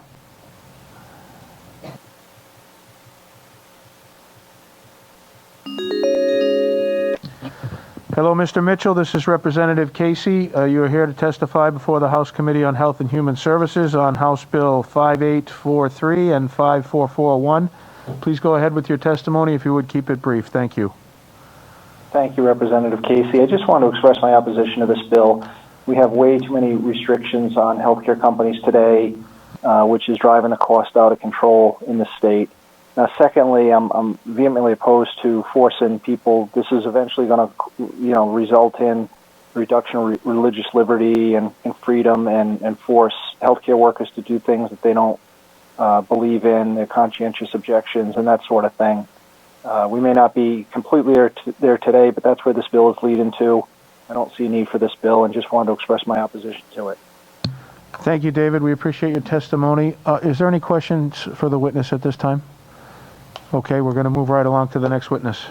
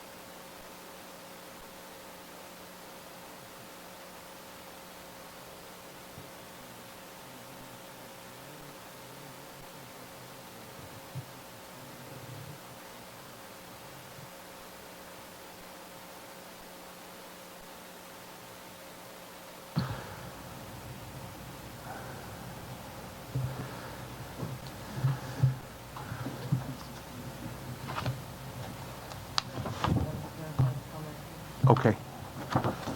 All right, at this time, if there are any comments from the committee, we're just waiting to possibly hear from one more verbal testimony. Hold on one second. All set? Okay. All the lists are exhausted? Okay, we still have one more list? And that's... Yes, okay, that's going to be the next bill. But before we close out all the hearings on all of these bills, I will entertain any commentary from the committee before we close. Rep. Kassar, you can go ahead first. Okay, thanks. I just made an inquiry to Karen Malcolm, who provided us some testimony earlier, and I just because I wanted to clarify regarding the contraceptive mandate, and just to confirm that the Little Sisters of the Poor has had a religious exemption from the mandate since 2012. So were we to pass these bills, that would still be in place. So the concerns raised can be addressed. Thank you. Is there any other commentary from the committee? Representative Speakman, go right ahead. Chairman Casey, I just want to thank you for entertaining and agreeing to our request to handle these all together. I think we would be here until 5 in the morning if you hadn't done that, so I really appreciate that. And Rep. Donovan, thanks for managing all of those witnesses so beautifully. Appreciate it. Thank you. I just want to commend everybody. We're trying to do the best we can under this situation, and I think we're doing a good job with open government. So are there any other comments on these 4 bills before I close the hearing? Okay, so I'm closing the hearing on House Bill 5651, 5763, 5541, and 5843. Next, we will take up Representative Lombardi's bill. This is a joint resolution creating a special legislative commission to study and assess the implementation of an improved Medicare for All type single-payer program for the entire state of Rhode Island. Representative Lombardi had an appointment this evening, so he came and testified early and gave his brief opening. We do have 2 co-sponsors on the bill. That's Representative Potter and Representative Morales. We're going to hear from each of them first. We will ask for questions from the committee, and then we will take verbal testimony over the phone. So, Representative Potter, you have the floor. Go right ahead. Thank you, Mr. Chairman and fellow members of the committee. I know it's been a long night for all of us, and I expect that we're still set to hear some pretty compelling testimony. So I thank you all for the time and for the opportunity to discuss this bill, which I believe is the single most important piece of legislation that this committee can hear this year. I want to ask the committee to just be reminded of a lot of the powerful testimony that we've heard so far this legislative session, including tonight, testimony that shows the real pain and the real struggle that so many people are experiencing throughout our communities because of the failures of our healthcare system and because of the rising costs of healthcare. We've heard the need to cap co-payments for life-saving prescription medication and how much people are struggling to pay for those things with their out-of-pocket expenses. Medication, that I would remind us all, is produced at a very, very small fraction of the cost that it's then going on and sold to a consumer for. We heard Speaker Pro Tem Kennedy introduce a bill to allow disabled people under the age of 65 to be able to access Medicare supplemental insurance policies. And we've heard a lot of testimony and a lot of compelling reasons for why we need to act in creative ways to address the opioid epidemic, an epidemic that has touched every one of our communities, where we see so many people struggling from addiction, where people are dying from overdoses. And it's hard to ignore and not remember that much of this epidemic has come as a result of a pharmaceutical industry that pushed out an awful lot of prescription painkillers and made billions and billions of dollars of profit, creating a public health epidemic as a result. And, you know, just tonight we heard from Chairman Bennett regarding the very, very sizable cost of something as simple as hearing aids, where he mentioned that the cost was $5,000 and he was reimbursed, I believe he said, $750. So it's very hard for us not to realize how unaffordable and inaccessible life-changing medicine and technology is and how much of a challenge it is. And the thing that dawns on me is that we come to a crossroads where, in my opinion, we can prioritize profit or we can prioritize care, but we can't do both. And the common denominator above all of these issues that we're trying to address is that we have a healthcare system that treats sick people as a business opportunity. It's wrong, it's immoral, it's inefficient, and it's unsustainable. And all of that is clear. What's not clear is whether or not we have the ability to fix this at the state level and whether we have the conviction to try. And that is why this legislation is so critical. For us to assess if we can actually implement a single payer system in the state, we need to really figure out what does that look like? How can it be done? How do we go about the transition? It's not an easy feat. And there's some people who would suggest that this is just an undertaking that's too big for us to deal with on the state level. And that's a fair point. But if your constituents are anything like mine, there's not a whole lot of faith right now in Washington, D.C. When we see a Congress that is so bent on hyper-partisanship, where getting things resolved is such a challenge, I don't know how we can look to our federal government to resolve this issue that we know is affecting so many people right here in our state. And that is why I believe it's up to us to act, and it's up to us to lead.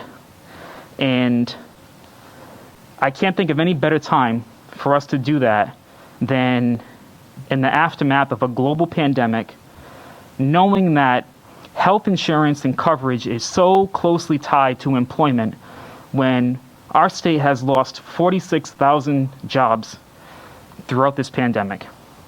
So with that being said, I know it's been a long night. I want to thank Representative Lombardi for pushing this piece of legislation forward. I know he's been working on it for quite a while. I want to thank him for giving me the opportunity to co-sponsor it with him.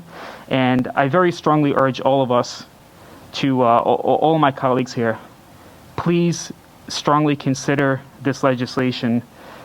It really is the first step for us resolving the glaring flaws that we have in our healthcare system. So thank you, Mr. Chairman. Thank you, Representative Potter. We also have Representative Morales, who's a co-sponsor on this bill. Representative Morales, you have the floor now. Please go right ahead. Mr. Chairman and members of the committee, thank you again for allowing me to speak on House Bill 5019, which would create a special legislative commission to study and assess the establishment of a Medicare for all single-payer healthcare system, which would essentially guarantee healthcare coverage to everyone in our state, regardless of their socioeconomic status. Now, unfortunately, as Representative Potter alluded to, our current healthcare system is not designed for working people, as over 40,000 Rhode Islanders do not have health insurance, and roughly 45% of those who are insured are underinsured.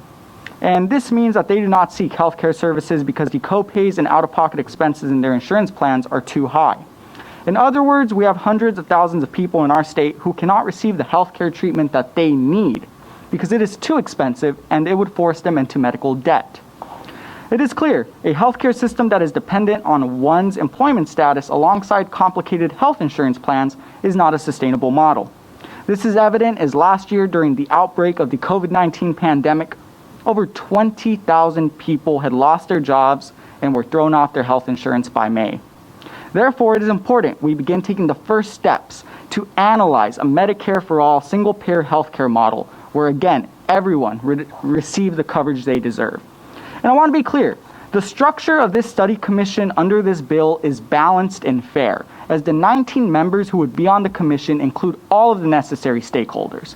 For full context, this would involve 2 board-certified physicians who act as primary care providers, 2 economic professors familiar with healthcare financing, 2 representatives of organized labor, 1 small business owner, 1 large business owner, the state's Medicaid director, the director of the Department of Behavioral Health, the executive director of the Rhode Island Dental Association, the president of the Rhode Island Physicians for a National Health Program chapter, the executive director of the Rhode Island State Nurses Association, the president of the Rhode Island Hospital Association, the president of the Rhode Island Mental Health Association, the Dean of the Brown School of Public Health, and the Dean of the URI College of Pharmacy. Now, following a year after this bill is passed, our state legislature would receive an informative report on how the Commission's findings would essentially help us understand how we can best implement a sustainable healthcare system that is not centered around profit. Now more than ever, as we continue to overcome the COVID-19 crisis, we need to pass this bill to ensure that our state is on a path where people are no longer forced to neglect their health due to the cost. Thank you. Thank you, Representative Morales. Are there any questions for the co-sponsors of the bill at this time? Representative Speakman, go ahead. Just one comment. Limiting the discipline to economics might, there are a lot of people who have Masters of Public Health and PhDs in public health who might be better at assessing the economics of the sector than economists might. So I would just broaden that a little bit when you're looking for academics who analyze this.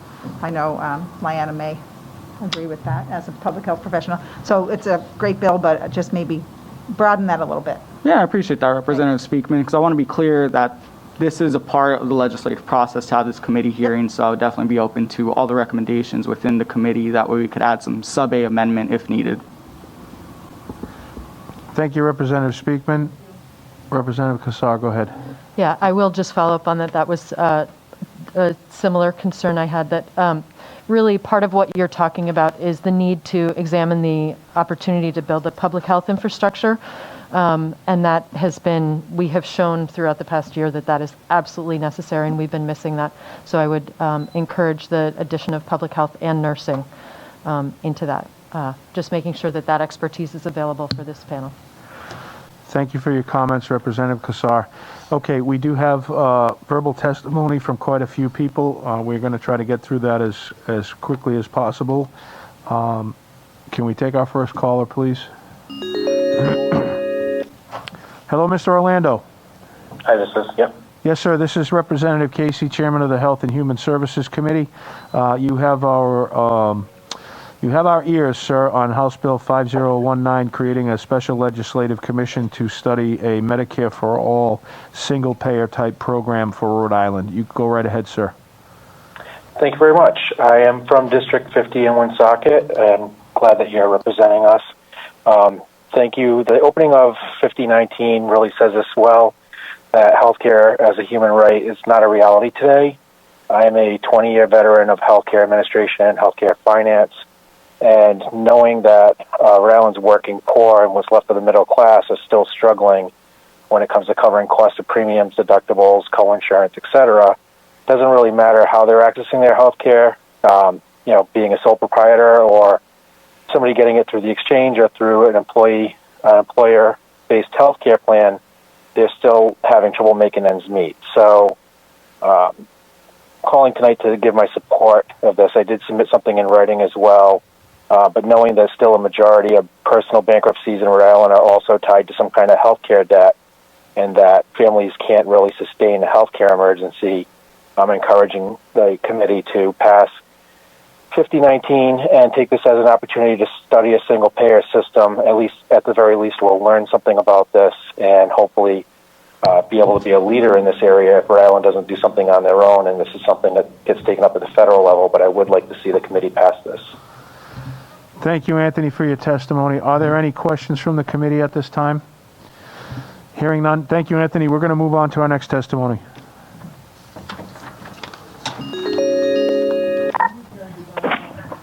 Hello, Enrique. This is Representative Casey calling. How are you doing tonight? Hey, how you doing? How you doing, Representative Casey? My name is Enrique Sanchez. Okay, Enrique, go right ahead with your testimony. Thank you. My name is Enrique Sanchez, and I am here representing the BLM RI PAC, and I'm also representing ProvDSA, Providence Democratic Socialists of America. Providence Democratic Socialists of America, just to have folks clear on that. I am here supporting House Bill 5019 because I believe Medicare for All is a human service. It is a essential service for all working people, all human beings. We should be able to provide that service, that platform for people, especially that are living through a tough time during this pandemic. The question is always, who's going to pay for this? Who's going to pay for that? Oh, trust me. Those of us who pay attention, to politics, we are very well aware that the money is there. If we have trillions of dollars to spend on wars abroad and military interventions and military stuff and getting Wall Street bailed out and not giving tax, and giving tax breaks to major corporations like Amazon and Microsoft, et cetera, and Telsa, the money's there. The money's there to provide for this essential service for working class people in this country and working class people here in Rhode Island. Too many people are being turned down at the hospital, and if they're not being turned down, they're given, a huge bill, thousands of dollars, that folks have to pay, and people don't have the money. People don't have the money to pay, for their health conditions. People are struggling. People are, those of us who are out here who aren't able to, be in calls with representatives and senators and politicians, people who don't have the privilege to be politically engaged. It's a slap in the face. People don't know, don't have time, to be politically engaged because they have to work 9, 8 to 6, 7 p.m. to provide for their families and their close ones and their friends and their families. They don't have the privilege to be in these discussions, these debates, these phone calls, discussing and fighting with our representatives and our senators and our politicians that, we have to get these bills passed, this and that. Let's do it for the people. Let's do it for the people who are struggling, who have never had a voice.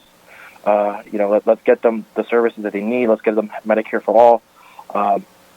We will keep pushing from the outside to get this service, to get this House bill pushed to one way or the other. And we're going to keep fighting like hell to make sure that we accomplish this. Thank you so much to the committee. Thank you so much. Have a good night. Thank you, Enrique. I appreciate your testimony. We'll move on to our next caller.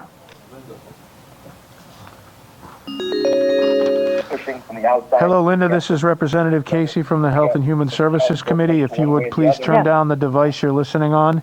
And you are here to testify on 5019. Go right ahead, please. Okay, thank you very much. Hello, my name is Linda Ujifuza. I am co-chair of the Rhode Island Healthcare Access and Affordability Partnership, an affiliate of Physicians for a National Health Program. I want to thank all the representatives for hearing my testimony, and in particular want to give a shout out to Representatives Donovan, Kassar, Speakman, Potter, Fogarty, and Handy and Bennett, because they have signed on to single-payer bills in the past and or have told me they support it. 5019 is a prudent first step. Literally the least we can do, a study. You'll be hearing some amazing testimony, so I'll just jump to something that I don't think anybody else will say, and that is this. You are much more likely to get COVID-19 than get attacked by a foreign terrorist.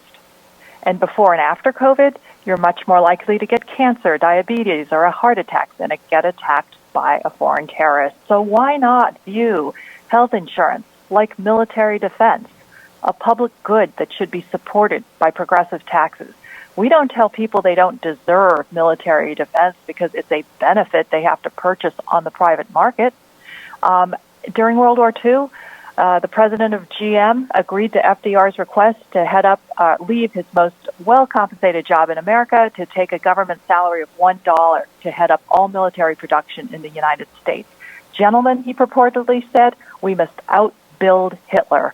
Today, there should be this kind of public-private partnership to outbuild COVID-19 and all the diseases that are taking so many lives unnecessarily. And this partnership should be between the government and healthcare providers, not middlemen payers. Thank you so much. And I appreciate your listening to all the testimony so late at night. Take care. Thank you, Linda. Are there any questions for this witness? Okay, we'll go on to the next caller. Hello, Mark. This is Representative Donovan. Could you please state... Hello, Mark. This is Representative Donovan, here to listen to your testimony on House Bill 5019. You may proceed. Thank you very much, Representative Donovan, and I also thank the members of the committee who are still awake to listen to this. The study bill to look at the feasibility of Medicare for All program inside of Rhode Island, as others have already said, I think is long overdue. Our healthcare system in this country is collapsing. It's evident from every study that's looked at it. The Affordable Care Act was a good temporary step, but it's kind of like throwing a life preserver to somebody in the middle of the Atlantic after their ship has gone down. Yes, it will keep them afloat for a while, but it's not going to last forever. In the last 3 years, 3 million more Americans have lost their health insurance, and that was even before COVID. The reason being that the Affordable Care Act just pours federal dollars into an unsustainable system of private health insurance where $1 out of $3 is basically wasted on administrative churn generated by insurance companies and on exorbitant pharmaceutical prices, which the private insurance companies don't have enough market share in any one market to effectively negotiate downwards. As a result, we have a system that is not affordable to individuals. It's not affordable to the country.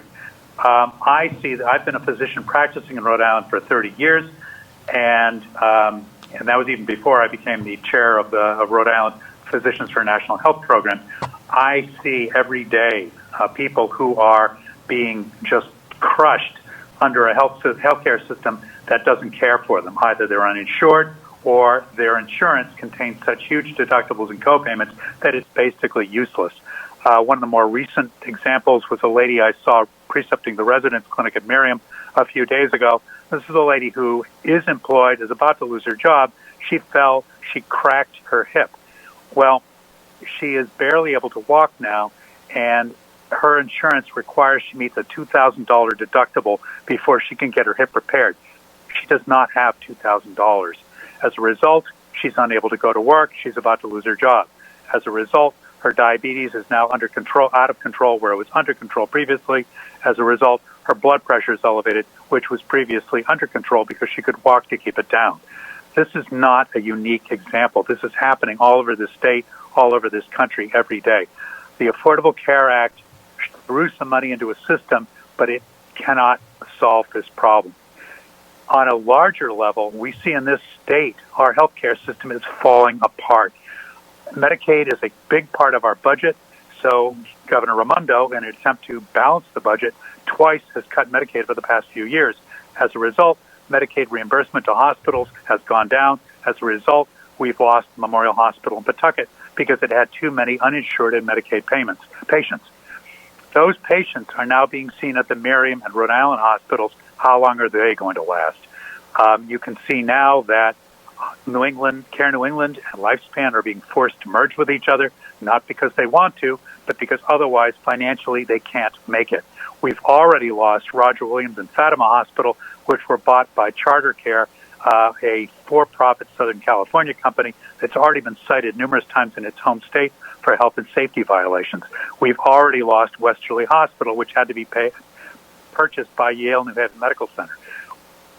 South County Hospital is in reasonable financial state right now, but we are clearly losing providers of healthcare because the money that we're pumping into our healthcare system is being used to pay for administrative churn and pharmaceutical profits. This has to stop, and it will stop one way or the other. It's either going to stop with the complete collapse of our healthcare system, at which point we'll all be sort of looking around saying, what happened?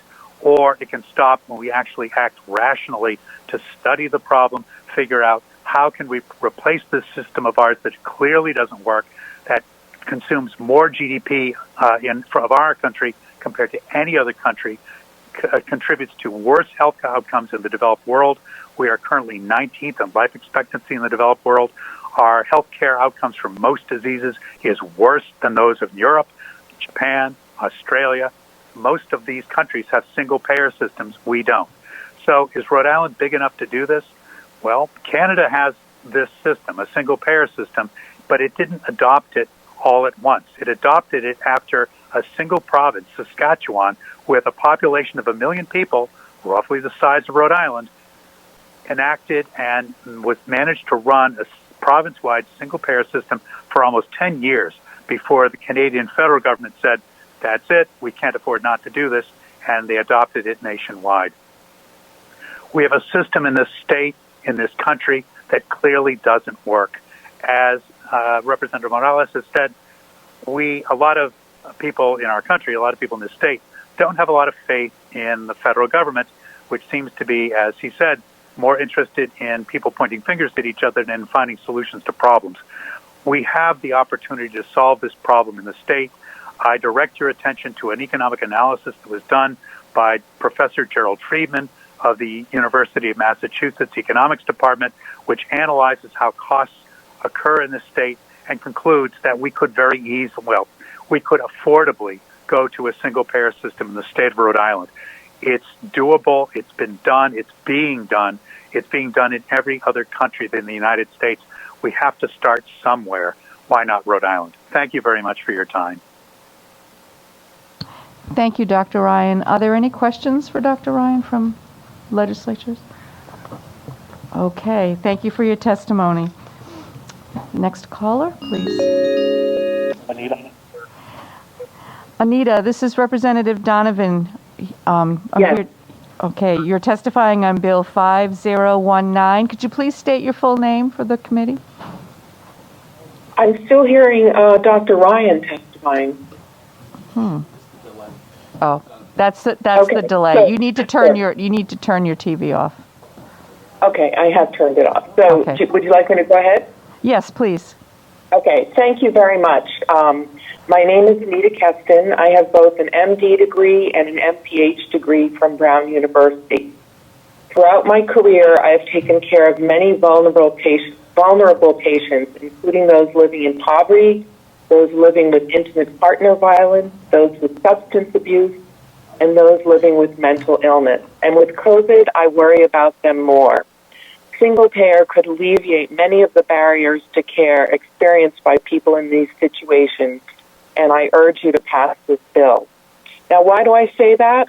Well, for the man living in poverty to whom I handed a prescription for a drug that could prevent a stroke, but who never filled the script because he had no insurance and could not afford to pay for the medication, single payer could prevent a stroke. For the woman referred to me with bruises due ultimately not to a bleeding disorder but to violence in the home, single payer could remove a critical barrier to an escape for her and for her children. Why? Because she would no longer fear losing health insurance for her family by escaping. For the person who became addicted to opiates after back surgery and was no longer employed, single payer could enable them to access evidence-based medication-assisted treatment. And for the homeless person with untreated mental illness, single payer would render treatment accessible and reduce the risk of incarceration. Single payer would have a beneficial effect on lowering both economic and healthcare disparities. However, even people with jobs, homes, money, and health insurance stand to gain from single payer. People who work in a toxic work environment or wish to start a new business would be free to pursue other employment opportunities, free of the fear of losing health insurance or of providing it for their employees. Many unions have supported single payer because it would allow them to advocate for other important priorities for their members instead of always focusing on health insurance benefits. As Dr. Ryan just stated, there is a problem with hospitals closing, and a friend of mine recently went to an emergency room, and because of the closure of Memorial Hospital, she encountered an overwhelmed ER when she presented with a vascular catastrophe, and as a result, she did not receive the time-sensitive care she needed. Single payer would also eliminate mountains of paperwork for patients and clinicians. And I don't know about you, but when I go to the doctor, I would much prefer that they be focused on medical care than on forms. Single payer offers us great benefits, and I urge the committee to push this step forward. I believe that this is an important step we can take for all of Rhode Island and for our children and grandchildren. It's the ethical thing to do, and I believe that it's the least that we can do at this point to try to heal our healthcare system in Rhode Island. Thank you very much. Thank you for your testimony, Dr. Keston. Are there any questions for our witness at this time? Okay, we're going to move on to our next witness. Thank you, Doctor. Thank you.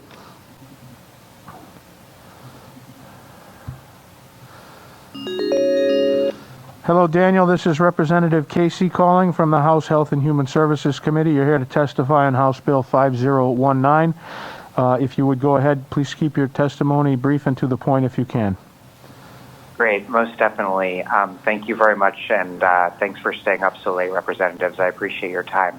My name is Daniel Denver. I'm a co-chair of Reclaim Rhode Island, a grassroots organization that's organizing across the state to fight for social and economic justice. And I will keep this to the point and cut my testimony in half so that you guys can go to bed soon. But we live in the wealthiest nation in the world's history, but that wealth is controlled by a very small number of people, and as a result, the majority of people scrape by as they can. Obamacare did not entirely fix the situation, not even close. Not only do many people still lack health care entirely, many more are underinsured or must pay extremely high premiums, deductibles, co-pays. I'm sure many of you have been in that situation and certainly know people who have. People go bankrupt. They get really sick. They even die because we treat healthcare as a commodity, a privilege to be profited from, rather than the basic service that it is, that any decent government should provide as a basic service. And we just cannot tinker at the edges of these private insurance oligopolies. We have to take the profit motive out of health insurance entirely. And the only way to do that is Medicare for all, single-payer healthcare. It's the only way. And I know that Rhode Island cannot wait for the federal government. Obviously, we need it everywhere, but Rhode Island can help lead the way. We are Little Rhodey. We could and should be a laboratory for a better, different sort of America, the America that the pandemic has made very clear that we all need and deserve. So I urge the legislature, the House in this case, to move forward toward a single-payer health care program, and also to urge our congressional delegation in Washington to do the same for a national program. Thank you very much for your time, and thank you for staying up late for this. Thank you, Daniel, for your testimony. Do we have questions for our witness? Okay, we're going to move on. Thank you, Daniel. Thank you. Have a nice. Hello, Ms. Richards. This is Representative Casey from the Health and Human Services Committee. We have you on the phone for House Bill 5019. If you would please go ahead with your testimony, if you could keep it brief. Thank you, Mr. Chairman and members of the committee. My name is Katie Richard, and I live in Cranston, Rhode Island. I'm a 32-year-old kidney dialysis patient, and I'm one of the many Rhode Islanders who will benefit from passing House Bill 5019. While my health journey is very long and complicated, I'm going to keep it brief tonight. The main point is that I need a kidney transplant. To be listed for transplant at Rhode Island Hospital, it's required to have 2 health insurance policies because the cost of dialysis and transplant is so great. I'm also on disability, but I received too much in disability to obtain Medicaid, which has unnecessarily complicated the transplant process for me. During my time on dialysis, I've carried employer insurance, a secondary policy through HealthSource Rhode Island, Medicare, and Medicare Advantage, all at different times. I was taken off of the transplant list many times throughout this process due to not having 2 active insurance policies, which felt unnecessarily cruel and devastating. I'm currently on the transplant list again, though, after fighting for this past year to obtain secondary coverage. I've also accrued massive medical debt during this time, which I cannot afford to pay while on disability. Our current healthcare system causes needless suffering to those who are already suffering enough. Sick people should be able to focus on getting better instead of agonizing over how we're going to pay our medical bills or fighting for the coverage we deserve. By moving to a Medicare for all system, Rhode Island could be the first state in the United States to prove that health care is a human right. I urge you to support House Bill 5019. Thank you. Thank you for your testimony, Katie. We have a question from Representative Speakman for you. It's just a comment, Katie. Thank you for sharing your story with us. You have a fierce advocate here on this committee, and who's joined by many others. And best of luck with this. And we're going to do what we can to try to help you out. Thanks. Thank you so much, Rep. Speakman. I appreciate that so much. Thank you, Katie. We're going to move on to our next testimony. Thank you.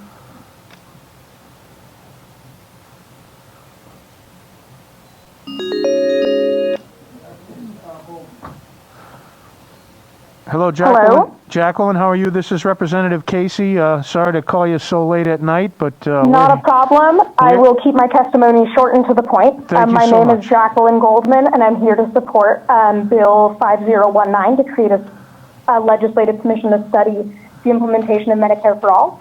So I work in public health, but also I am just a person with a body who needs health care. Back when I was an AmeriCorps member making $1.12 an hour, I got poison oak on the job, and when I went to go get that assessed, it cost me over $300, which isn't nearly as drastic as many of the other things that you'll hear.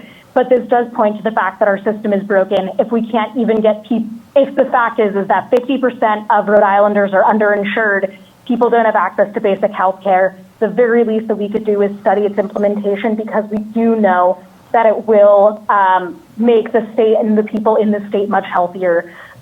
You'll hear a lot of really powerful testimony. You know, you can look to see that on the Senate side, there was testimony for 6 hours on this. This is something that Rhode Islanders desperately want and desperately need, and would also correct many of the things that were brought up earlier in the night when we were talking about Representative Kislak's and Kazarian's bills.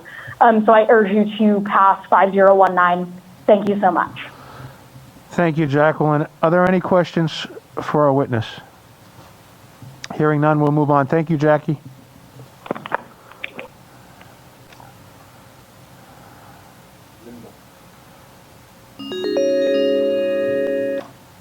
Hello, Linda. This is Representative Casey from the Health and Human Services Committee. How are you this evening? I'm doing well. How are you? Doing good. We have you here for House Bill 5019. We're lucky we caught you today. We're almost moving into tomorrow. If you would, please go ahead with your testimony. You have our ears. Go right ahead. Okay. My name is Linda Idle. I'm testifying in support of House Bill 5019. I'm a Providence resident and a family practice nurse practitioner working in a federally qualified health center for the last 14 years. I'll try to be as brief as possible since I figure everyone wants to get to bed before dawn. Despite the ACA, tens of thousands in Rhode Island have been left un- or underinsured when faced with unaffordable plans with deductibles as high as $10,000 per year. People without adequate coverage often avoid health care and wind up with more serious and preventable illnesses, which then require more expensive care. This system has also failed providers as medical practices and hospitals in Rhode Island are closing or merging, further limiting health care access. Primary health care providers spend countless hours to get needed medicines and tests covered, knowing the default for many insurers is to deny coverage and then make it so cumbersome and frustrating to appeal their decision that we give up. A single-payer plan would eliminate restrictive networks and formularies and allow the state as a whole to negotiate for lower costs. Medicare for All in Rhode Island is affordable. We are currently overpaying for health care with poorer outcomes. Insurance companies are essentially middlemen who are making the system inefficient and needlessly expensive. In the U.S., up to 30% of healthcare dollars go toward administrative costs, including profit, while for Medicare that number is down to 2%. People do not want charity. They want the care and tools to get and keep themselves and their families healthy, just like millions of people in other countries that do not have to worry about medical expenses or debt. Just look at your agenda for tonight. There were 8 separate bills related to health insurance, both to codify the ACA and attempts to fix problems like lack of access, poor reimbursement, discrimination, and excessive costs to consumers.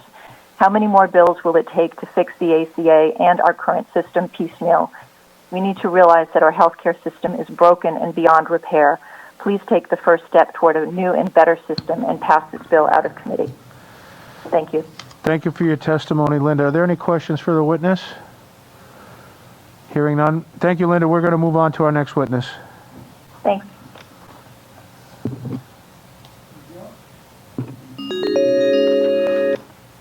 Hello, Miguel. This is Representative Casey from the Health and Human Services Committee. We have you testifying on House Bill 5019.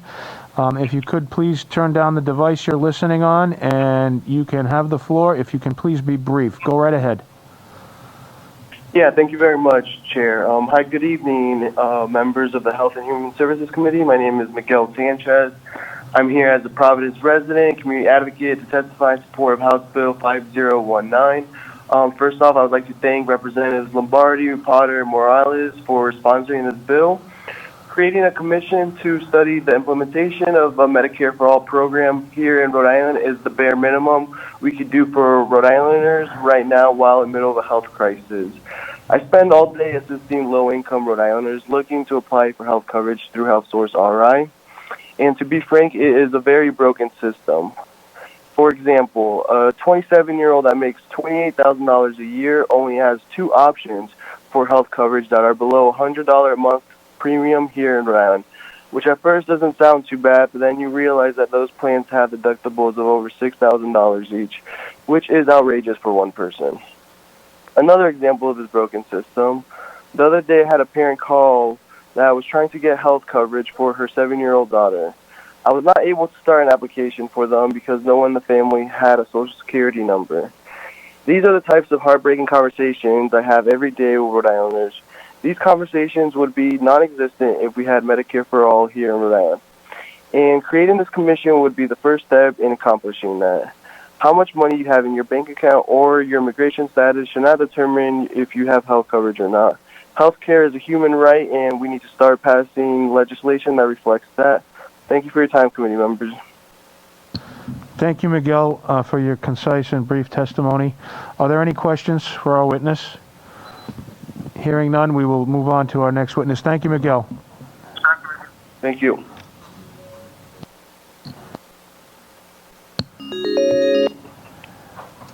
Hello, Ms. Young? Yes, Yes, this is Representative Casey. How are you tonight?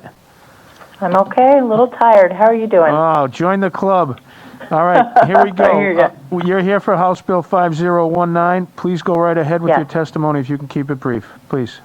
Will do. My name is Georgia Young. I am a resident of Woonsocket, House District 49, and I'm here in support of H 5019, and I'll try to keep it brief. So last week I heard hours of testimony in support of Senate Bill 233 to establish a Medicare for All type comprehensive health insurance program. You're hearing lots of testimony tonight arguing in favor of the same kind of program. I have my own story about how my insurance tied to my employer has saved my life several times, and also about how I've put off important health care at times when I was uninsured. But they're not going to be very different from what you're hearing from other people. There is clearly passionate, broad support for this kind of program from people all across the state of Rhode Island. Healthcare providers, people with chronic health issues, people raising families who may have good insurance but are still struggling with the costs, and so on. It's very clear that Rhode Islanders want and need our health insurance system to change.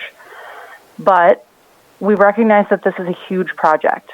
I believe that when established, this commission's findings will support pursuing a Medicare for All style healthcare system in Rhode Island, and very crucially, it will outline a path to that new system. Representative Morales described the makeup of the committee earlier, and I think it makes a lot of sense, especially because it will include several people from communities most likely to face barriers to accessing excellent health insurance and health care, who can speak from their lived experience and help identify exactly what their communities need from this kind of system. The people of Rhode Island deserve this consideration. I would hate for a failure of imagination, or as Representative Potter said, lack of conviction to try, to be the barrier to this kind of healthcare system that would benefit the health of the people and the health of the economy of Rhode Island. Why wouldn't we want to lead the way on this? Just because our state is small in size doesn't mean we can't be ambitious. So let's set the standard for the rest of the United States. Please move this bill forward and establish this commission. Thank you very much for your testimony. Do we have any questions for the witness? Okay, thank you for joining us. We're going to move on for our next witness. Thank you. Good night.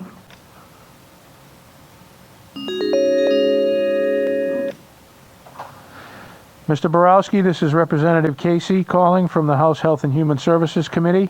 You're here on House Bill 5019. If you would please limit your testimony as short as you can. Everybody that is calling tonight is in favor of this bill. Go ahead, you have the floor. Thank you, Chairman. My name is Bruce Borowski. I'm a resident of Providence, and I'm speaking in favor of House Bill 5019. As a part-time college instructor, I don't get healthcare policy through my university employer. That makes me and other instructors in my union, part-time instructors, like thousands of Rhode Islanders who are forced to find an insurance policy on their own, often inadequate plans at a high cost to themselves and their families. House Bill 5019 would be a small but important step to move us closer to a single-payer system, the only way to provide good health care to all Rhode Islanders. Thanks and good night. Thank you for your testimony, Bruce. Are there any questions? Okay, we're going to move on. Thank you, Bruce.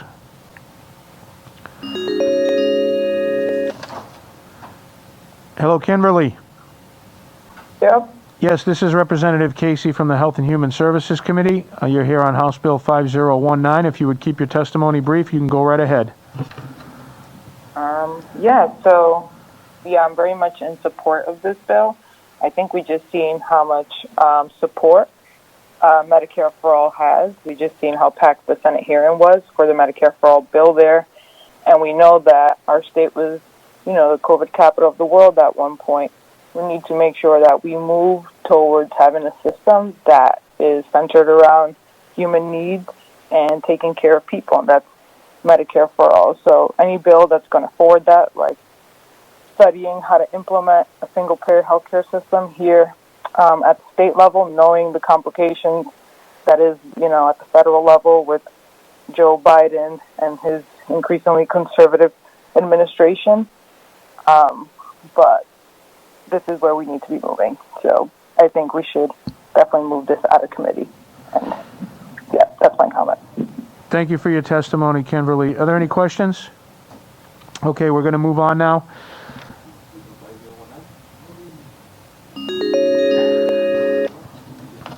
Hello, William. This is Representative Casey. How are you tonight? Good. How are you? Good, sir. If you would go ahead with your testimony on 5019, if you could keep it brief. Thank you. Yes, sir. Thank you for hearing me. My name is William Caldwell. I'm a social worker in the Providence area. I'm just in favor of Medicare for All because I believe it's be more efficient. I've lived in other countries where I've seen it, universal health care work better. Just this week alone, I've seen somebody with a $35,000 debt that will go bankrupt, somebody else who an insurance company is telling them that they can't have a medicine that they know that works. It's inefficient, it's immoral, and it's corrupt. And that's all I have to say. Thank you. Thank you for your testimony, William. We're going to move right to our next witness.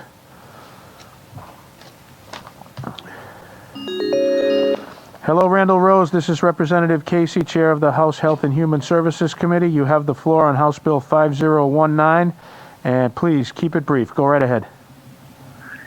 Thank you, Chairman Casey. I'm members of the committee. I am in favor of this bill, House 5019, to set up a study commission on single-payer health care. The Affordable Care Act was passed in an effort to help make health care more affordable and contain costs. It hasn't succeeded very well in that. We have seen the healthcare costs going up and up, and drug costs in particular becoming more and more expensive, and we haven't been able to contain costs.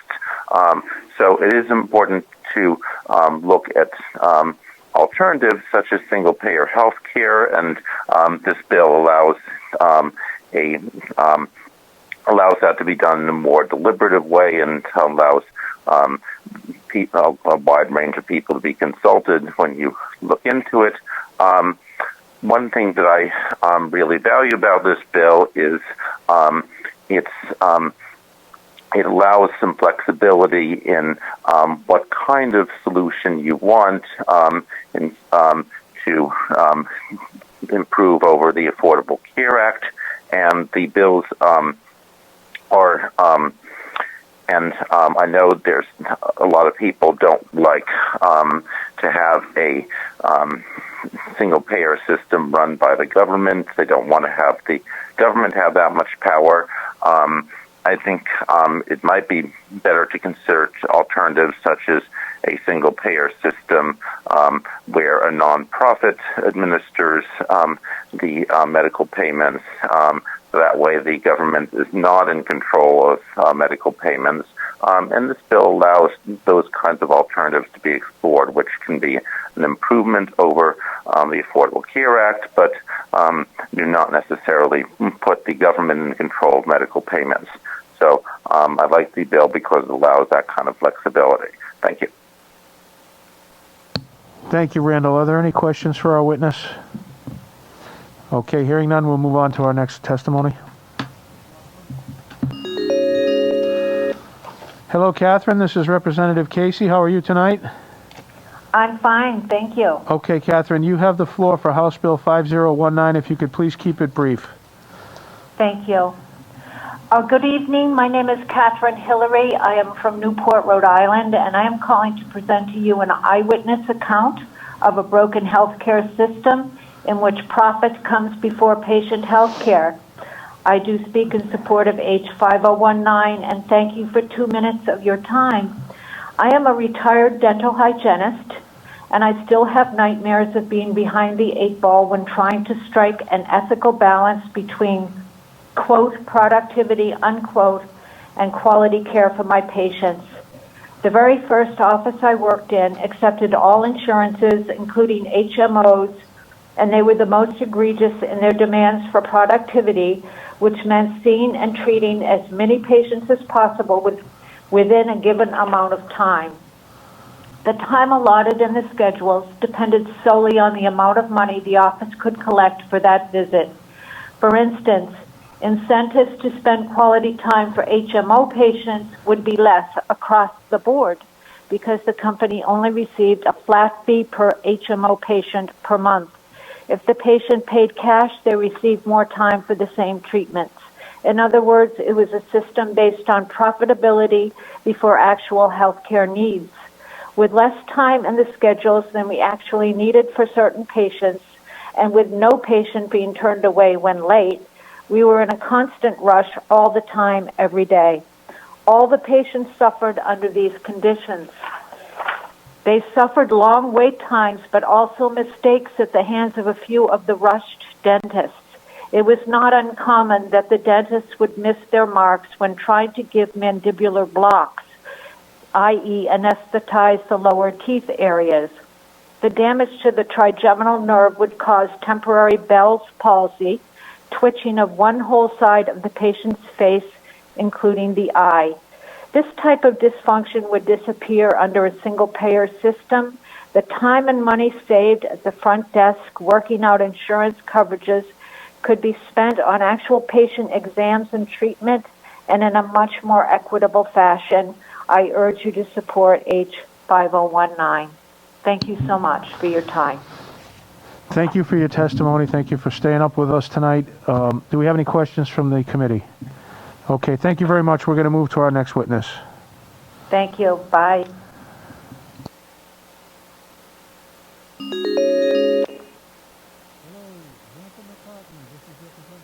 Xantha McCartney, this is Representative Casey from the House Health and Human Services. Boy, it's getting late.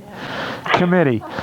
You have our attention on House Bill 5019. If you would please go ahead with your testimony. Great, thanks. So my name is Xantha McCartney. I'm testifying in support of House Resolution 5019 because all people deserve health care. It's not a reward. And I've seen on social media opponents of Medicare for All throw around statements like, if you want insurance, go get a job. But even when employment provides access to insurance, that does not guarantee access to health care. And I think that sometimes is missing from from the story, where people think that, well, if we're talking about single payer, this is going to benefit people who are uninsured or who are on Medicaid. And I've been both of those things.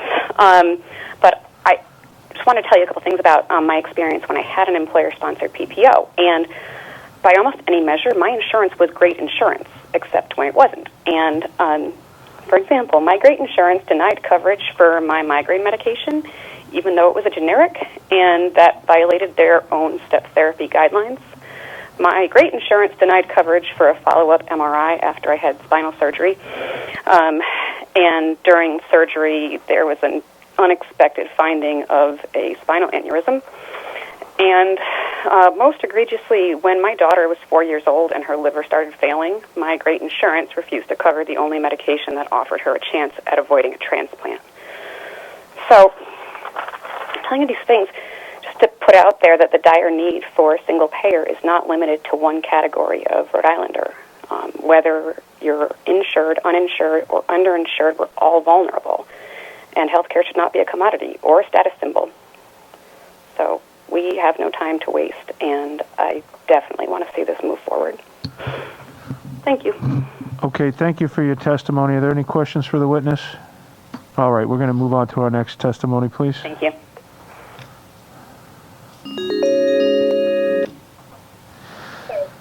Hello, Julie. This is Representative Casey from the Health and Human Services Committee. You have our attention on House Bill 5019. If you could keep your testimony brief.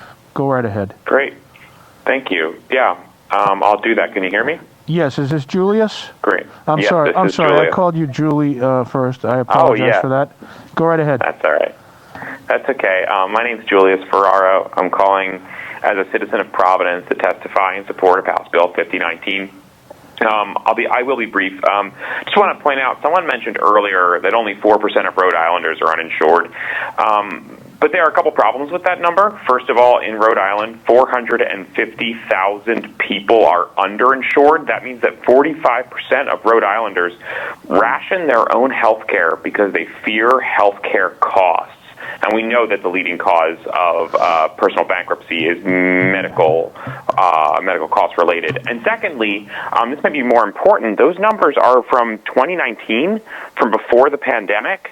So they're from before the mass unemployment, mass disease, and mass death caused by COVID-19. So we don't know what those numbers are now. So I think I urge the committee to stand with the people of Rhode Island, right? To get real and think about a future where society works for everyone, not just for the wealthy, lucky few, but for the masses, right? For the poor, for the working class, for the middle class. Rhode Island and the members of this committee can be leaders in creating a visionary society by showing that the richest country in the history of the world, that it can actually afford to take care of its citizens.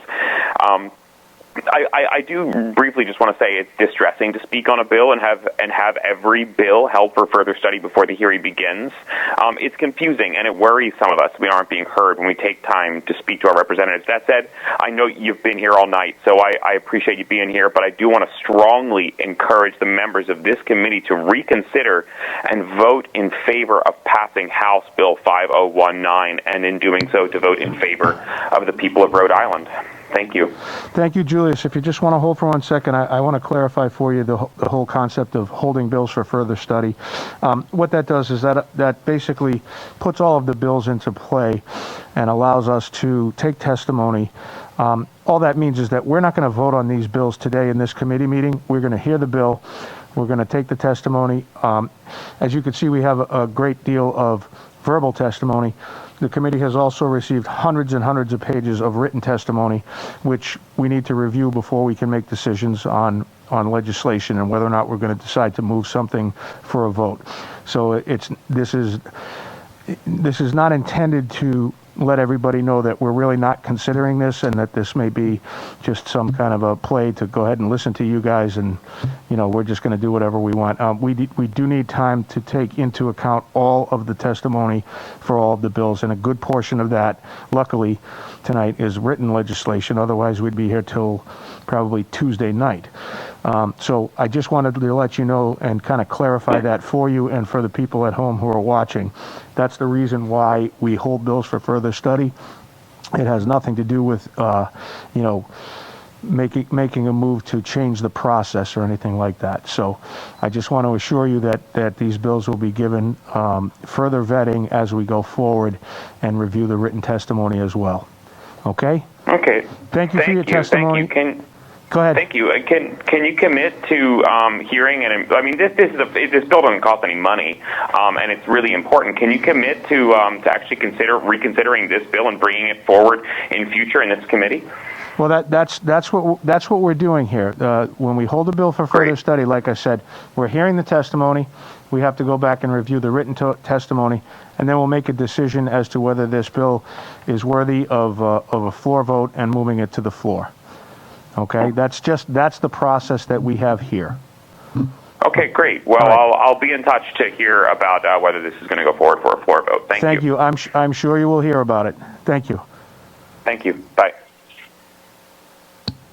Do we have our next witness? Okay.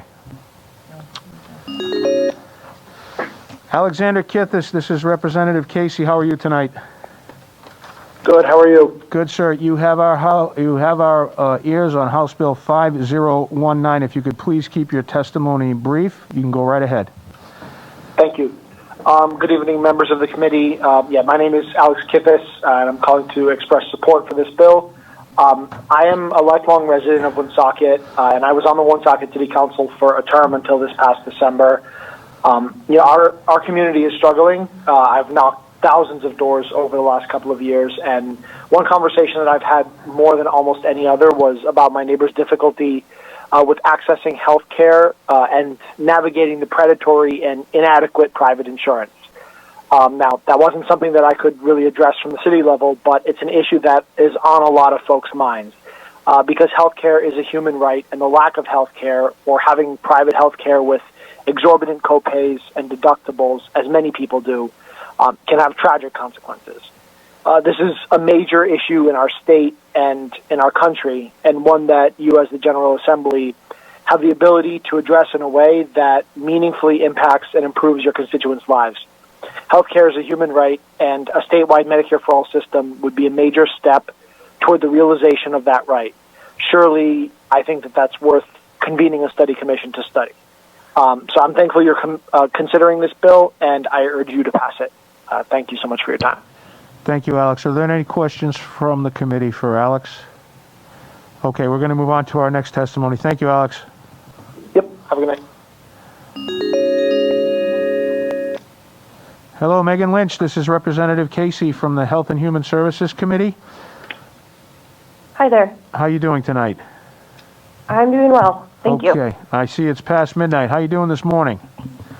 I'm doing well this morning. How about you? Okay, go right ahead with your testimony on 5019, please. Okay, thank you. I'll keep this as brief as possible. I just want to thank you all for staying up to hear us all out. My name is Meg Lynch, and I'm testifying in support of House Bill 5019 as a citizen of Cranston, Rhode Island. I believe healthcare is a human right. I believe that all people who draw breath are worthy and deserving of a safe, happy, and healthy life. And Rhode Island is in a really unique position to lead the way for the rest of the country, as other people have mentioned, in this fight for universal health care. And this bill would provide the foundation necessary to do that. For me, I'm 24. I turned 25 this year. So far I've been lucky enough to have access to health care under my parents' plan. But I also, at the moment, I wait tables for a living at a small business that doesn't offer health care benefits, and I truly, really don't know what I'm going to do once I'm no longer eligible. So Rhode Islanders like me have made not just our wants, but our needs really clear just this past week with all the testimonies that we've been hearing. And a single program, it's pretty clear, is the way to go. So I urge the members of the committee to consider the well-being of their constituents and move forward with this bill. Thank you. Thank you very much. Is there any question? Excuse me. Are there any questions for the committee from the committee? Okay. Thank you very much for your testimony. We're going to move to the next witness. Thank you. Good night.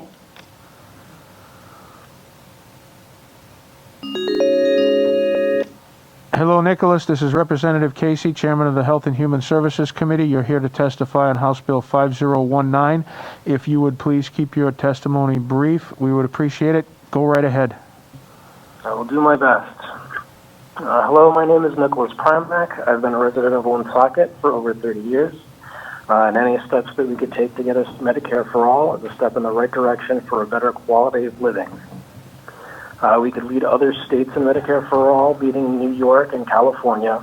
The sheer volume of waste and the purposeless amount of administration costs from insurance companies being removed would be a huge boon and a godsend. Insurance is a middleman whose only purpose is to grotesquely inflate the price of care and add no benefit. In fact, it only creates more hurdles. Hospital costs would become reasonable again, and anyone who needs care would be able to get it. I've had poison ivy on my face before and had to pay $700 out of pocket for a meeting that took 5 minutes. The doctor said I was correct in my assertion that I had poison ivy on my face, and he gave me medication for it. My insurance decided not to cover it. There's no reason a 5-minute discussion should result in that much money. Now, every time that I have that I need medical care, I have to consider if it's something that I can afford. I've also had a friend who is enduring great pain, migraines, headaches, and neck pain, and the insurance company had tried to deny an MRI scan, saying it was unnecessary. After my friend and her doctors fought the insurance companies, they finally got them to cover the MRI, and it was discovered that she had a bulging disc in her neck. Doctors and patients shouldn't have to fight with insurance companies. The profit motive needs to be removed from our system, and it only creates more obstacles to medical needs. Let's stop having deaths that are preventable. I ask you to stop medical bankruptcy due to a morally bankrupt system. Thank you. Thank you, Nicholas. Are there any questions for the witness? No. Okay. Thank you, Nicholas. We're going to move on to our next testimony.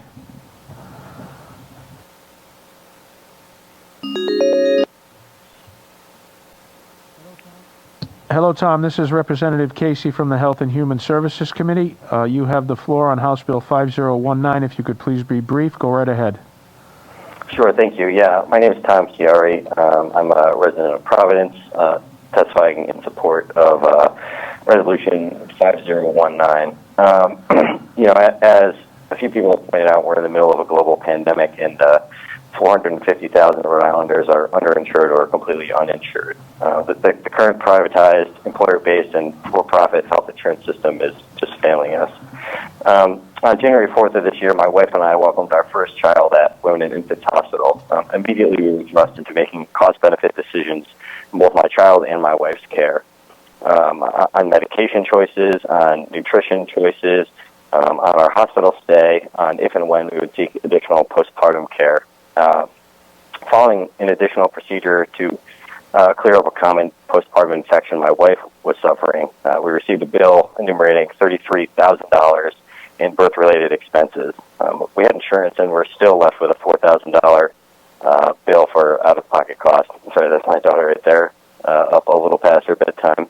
But the fact that something as fundamentally human as childbirth comes with such an extortionate, debilitating, potentially bankrupting bill shows just one part of the rotten core of our current for-profit healthcare system. So we definitely need a universal single-payer alternative. So I encourage you guys to go in favor of the resolution as soon as possible. Thank you. Thank you very much, Tom. Are there any questions for the witness? Thank you, Tom. We're going to move to our next witness. Sure. Thanks. Bye-bye.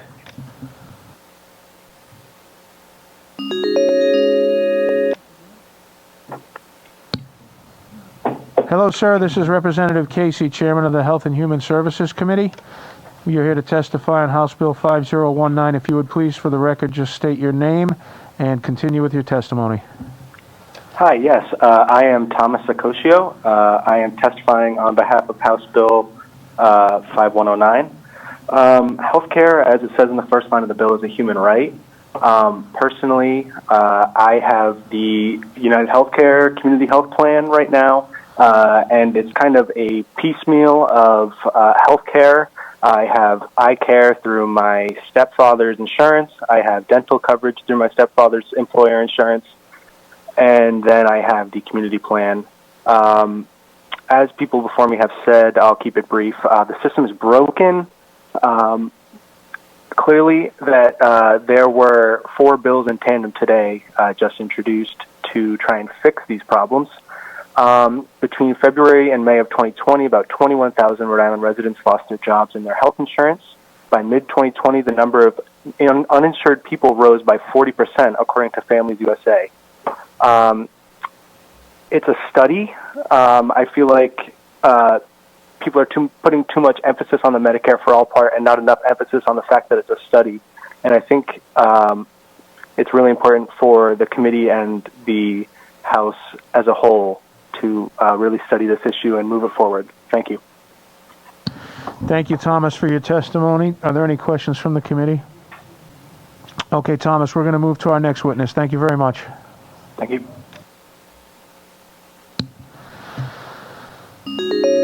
Hello, Leah Shoemaker. This is Representative Casey from the Health and Human Services Committee. I hope I pronounced your last name right. You are here on House Bill 5019. If you would please go ahead with your testimony and keep it brief. Go ahead. Sure. Good morning. My name is Leah Schumacher. I'm here to testify in support of the bill. I'm a psychologist and researcher and a citizen of Providence. I support this bill because I think everyone should have access to high-quality health care, and no one should have to live in poor health without appropriate care or go into medical debt to get the care they need. This bill is a really critical first step in making universal health care a priority and a reality in our state. I'll keep this very brief. Most 31-year-olds don't have to get their hip replaced. I did. In my late 20s, I started experiencing daily pain in my leg. I put off testing for a long time because I didn't have a lot of money and I knew it would be expensive. When I finally got testing, I learned I had severe osteoarthritis resulting from undiagnosed hip dysplasia from childhood. I was fortunate enough to get my hip replaced when I was 31. Had I not had health insurance, there's no way I could have done this. Even with my employer-sponsored health insurance, the surgery was several $1,000s, not to mention the cost of tests and specialist appointments. I was in the hospital for less than 24 hours, and the bill I received and would have had to pay without insurance was over $50,000. Again, I was lucky. I could get care. I could make it work. I encourage you to think about the 450,000 Rhode Islanders who are underinsured and don't seek care in cases like this, who live with pain and reduced quality of life. Our healthcare system is broken. This bill is, in my opinion, a very basic next step. It's a study. It's an important next step, but it's basic to figure out how we can create and make reality healthcare for everyone so we can have a just, healthier society. Thank you for your time. Thank you very much, Leah. Are there any questions for Leah? All right, then we're going to move to our next witness. Leah, thank you for your testimony.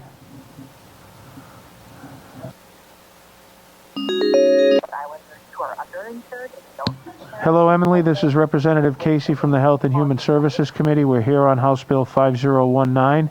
If you would keep your testimony brief, you can go right ahead. Hi, thank you so much. Can you hear me? Yes, go ahead. Okay, Kirby. My name is Emily Tatham-Harrington. I'm here testifying on behalf of Bill 5019. I'm a Providence resident, and I testified at the Senate Health and Human Services Committee hearing in favor of a series of M4A-related bills on Thursday. That hearing went on for over 6 hours, wherein over 70 people testified, recounting their own heart-wrenching experiences with the current healthcare system. All of those people who testified were uninsured, underinsured, or else treating those who are, which is to say that you don't need me to again recount my or my friends' and neighbors' experiences, which is, as one person said, a truly Byzantine system. This bill, in my opinion, is a total no-brainer to explore what it is to make M4A a reality in Rhode Island. We know that the current system of private employer-based healthcare doesn't work and leaves far too many people in the margins to, in the best case scenario, suffer through debt and possible bankruptcy, and in the worst case, die for lack of care. If you didn't listen to the testimony that took place on Thursday, I urge you to do so. That said, you've probably also heard similar stories from your friends and families, and if you've been lucky enough not to experience the cruel absurdity of the private health insurance schemes that we're living in, then I'm sure you've at least been sent a GoFundMe or two asking you to donate to the healthcare of someone you know. All of this is to say, if you still need to hear recounted the individual cruelties of our current healthcare system, you should consider yourself lucky, and I hope you can find it in your heart to at least explore the possibility and feasibility of a single-payer system in Rhode Island. I really, really, truly believe we have the creativity, and I would hope the political will to make this happen.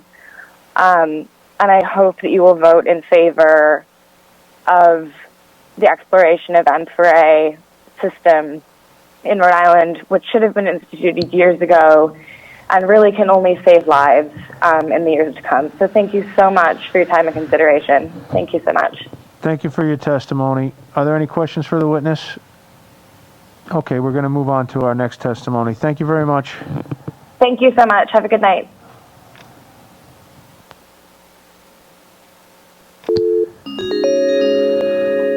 Hello, Samantha. This is Representative Casey. I'm chairman of the Health and Human Services Committee. You have our attention on House Bill 5019. If you could please keep it as brief as possible. Go right ahead. Yes, thank you, Representative, and thank you all for staying up so late with us tonight. My name is Samantha Weiser. I am a resident of Providence, and as you said, I am here to testify today in favor of Bill 5019. I am a type 1 diabetic, as is my best friend. We both used to work at the same company, and when he got laid off, my first question to him was not, "Are you okay?" or "Can I take you for a drink?" It was, "Do you have enough insulin, and do you need mine?" Because as expensive as a vial is for me to purchase, that drug that keeps us both alive suddenly became prohibitively so for my best friend. I was terrified that he would die because he lost his job, and the same thing could happen to me at any time. We need this study commission for Medicare for All because we need Medicare for all. We cannot continue to live in a world where life and death is decided by employment, where drug manufacturers, see Bill 5494, as you heard earlier tonight, and insurance companies continue to profit off the most sick and vulnerable. This study commission is just the first step and must be passed this year, not held for further study. We cannot study the study while people are dying or bankrupting themselves to stay alive. That's all I have for you tonight. Thank you so much for your time. Thank you, Samantha. We appreciate your testimony. Do we have any questions for the witness? Okay, Samantha, we're going to move on to our next witness. Thank you very much for staying up with us. Thank you. Good night.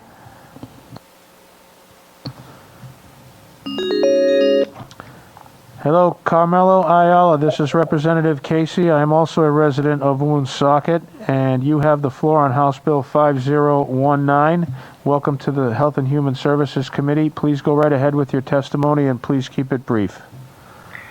So, I'm basically saying why I'm in favor, correct? That's correct, sir. Go right ahead. Yeah, so, I think, that, so it's about healthcare, right? About, like, Medicare for all? That's correct.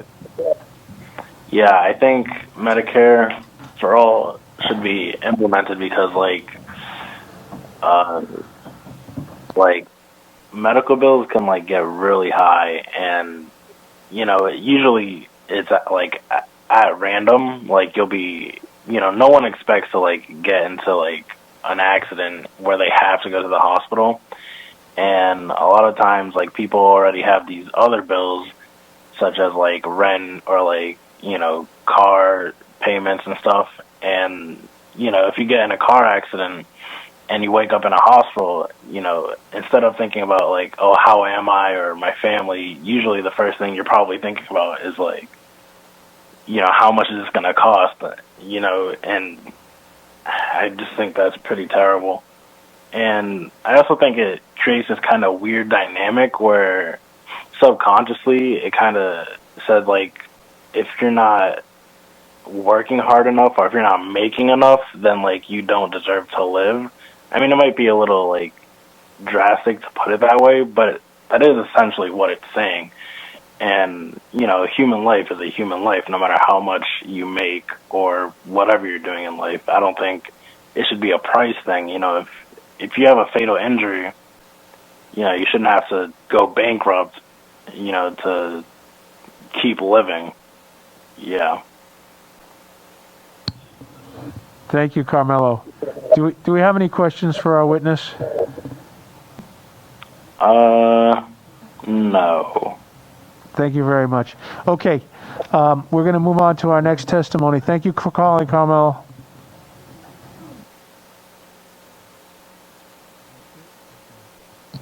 Okay, ladies and gentlemen of the committee, I'm told that that is our last witness on this bill. I will accept any closing comments from any committee members if they so choose.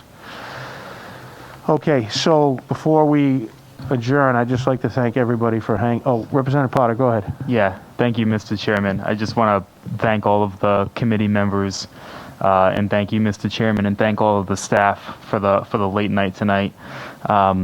I personally very much appreciate the time to hear the issue, and I do think that the fact that so many people stayed up to testify about this bill is a testament to how important it is to people and the suffering and the pain and the struggle that they're really feeling about our healthcare system. So I just wanted to say that in closing, and if there's no other further comments, I will make a motion to adjourn.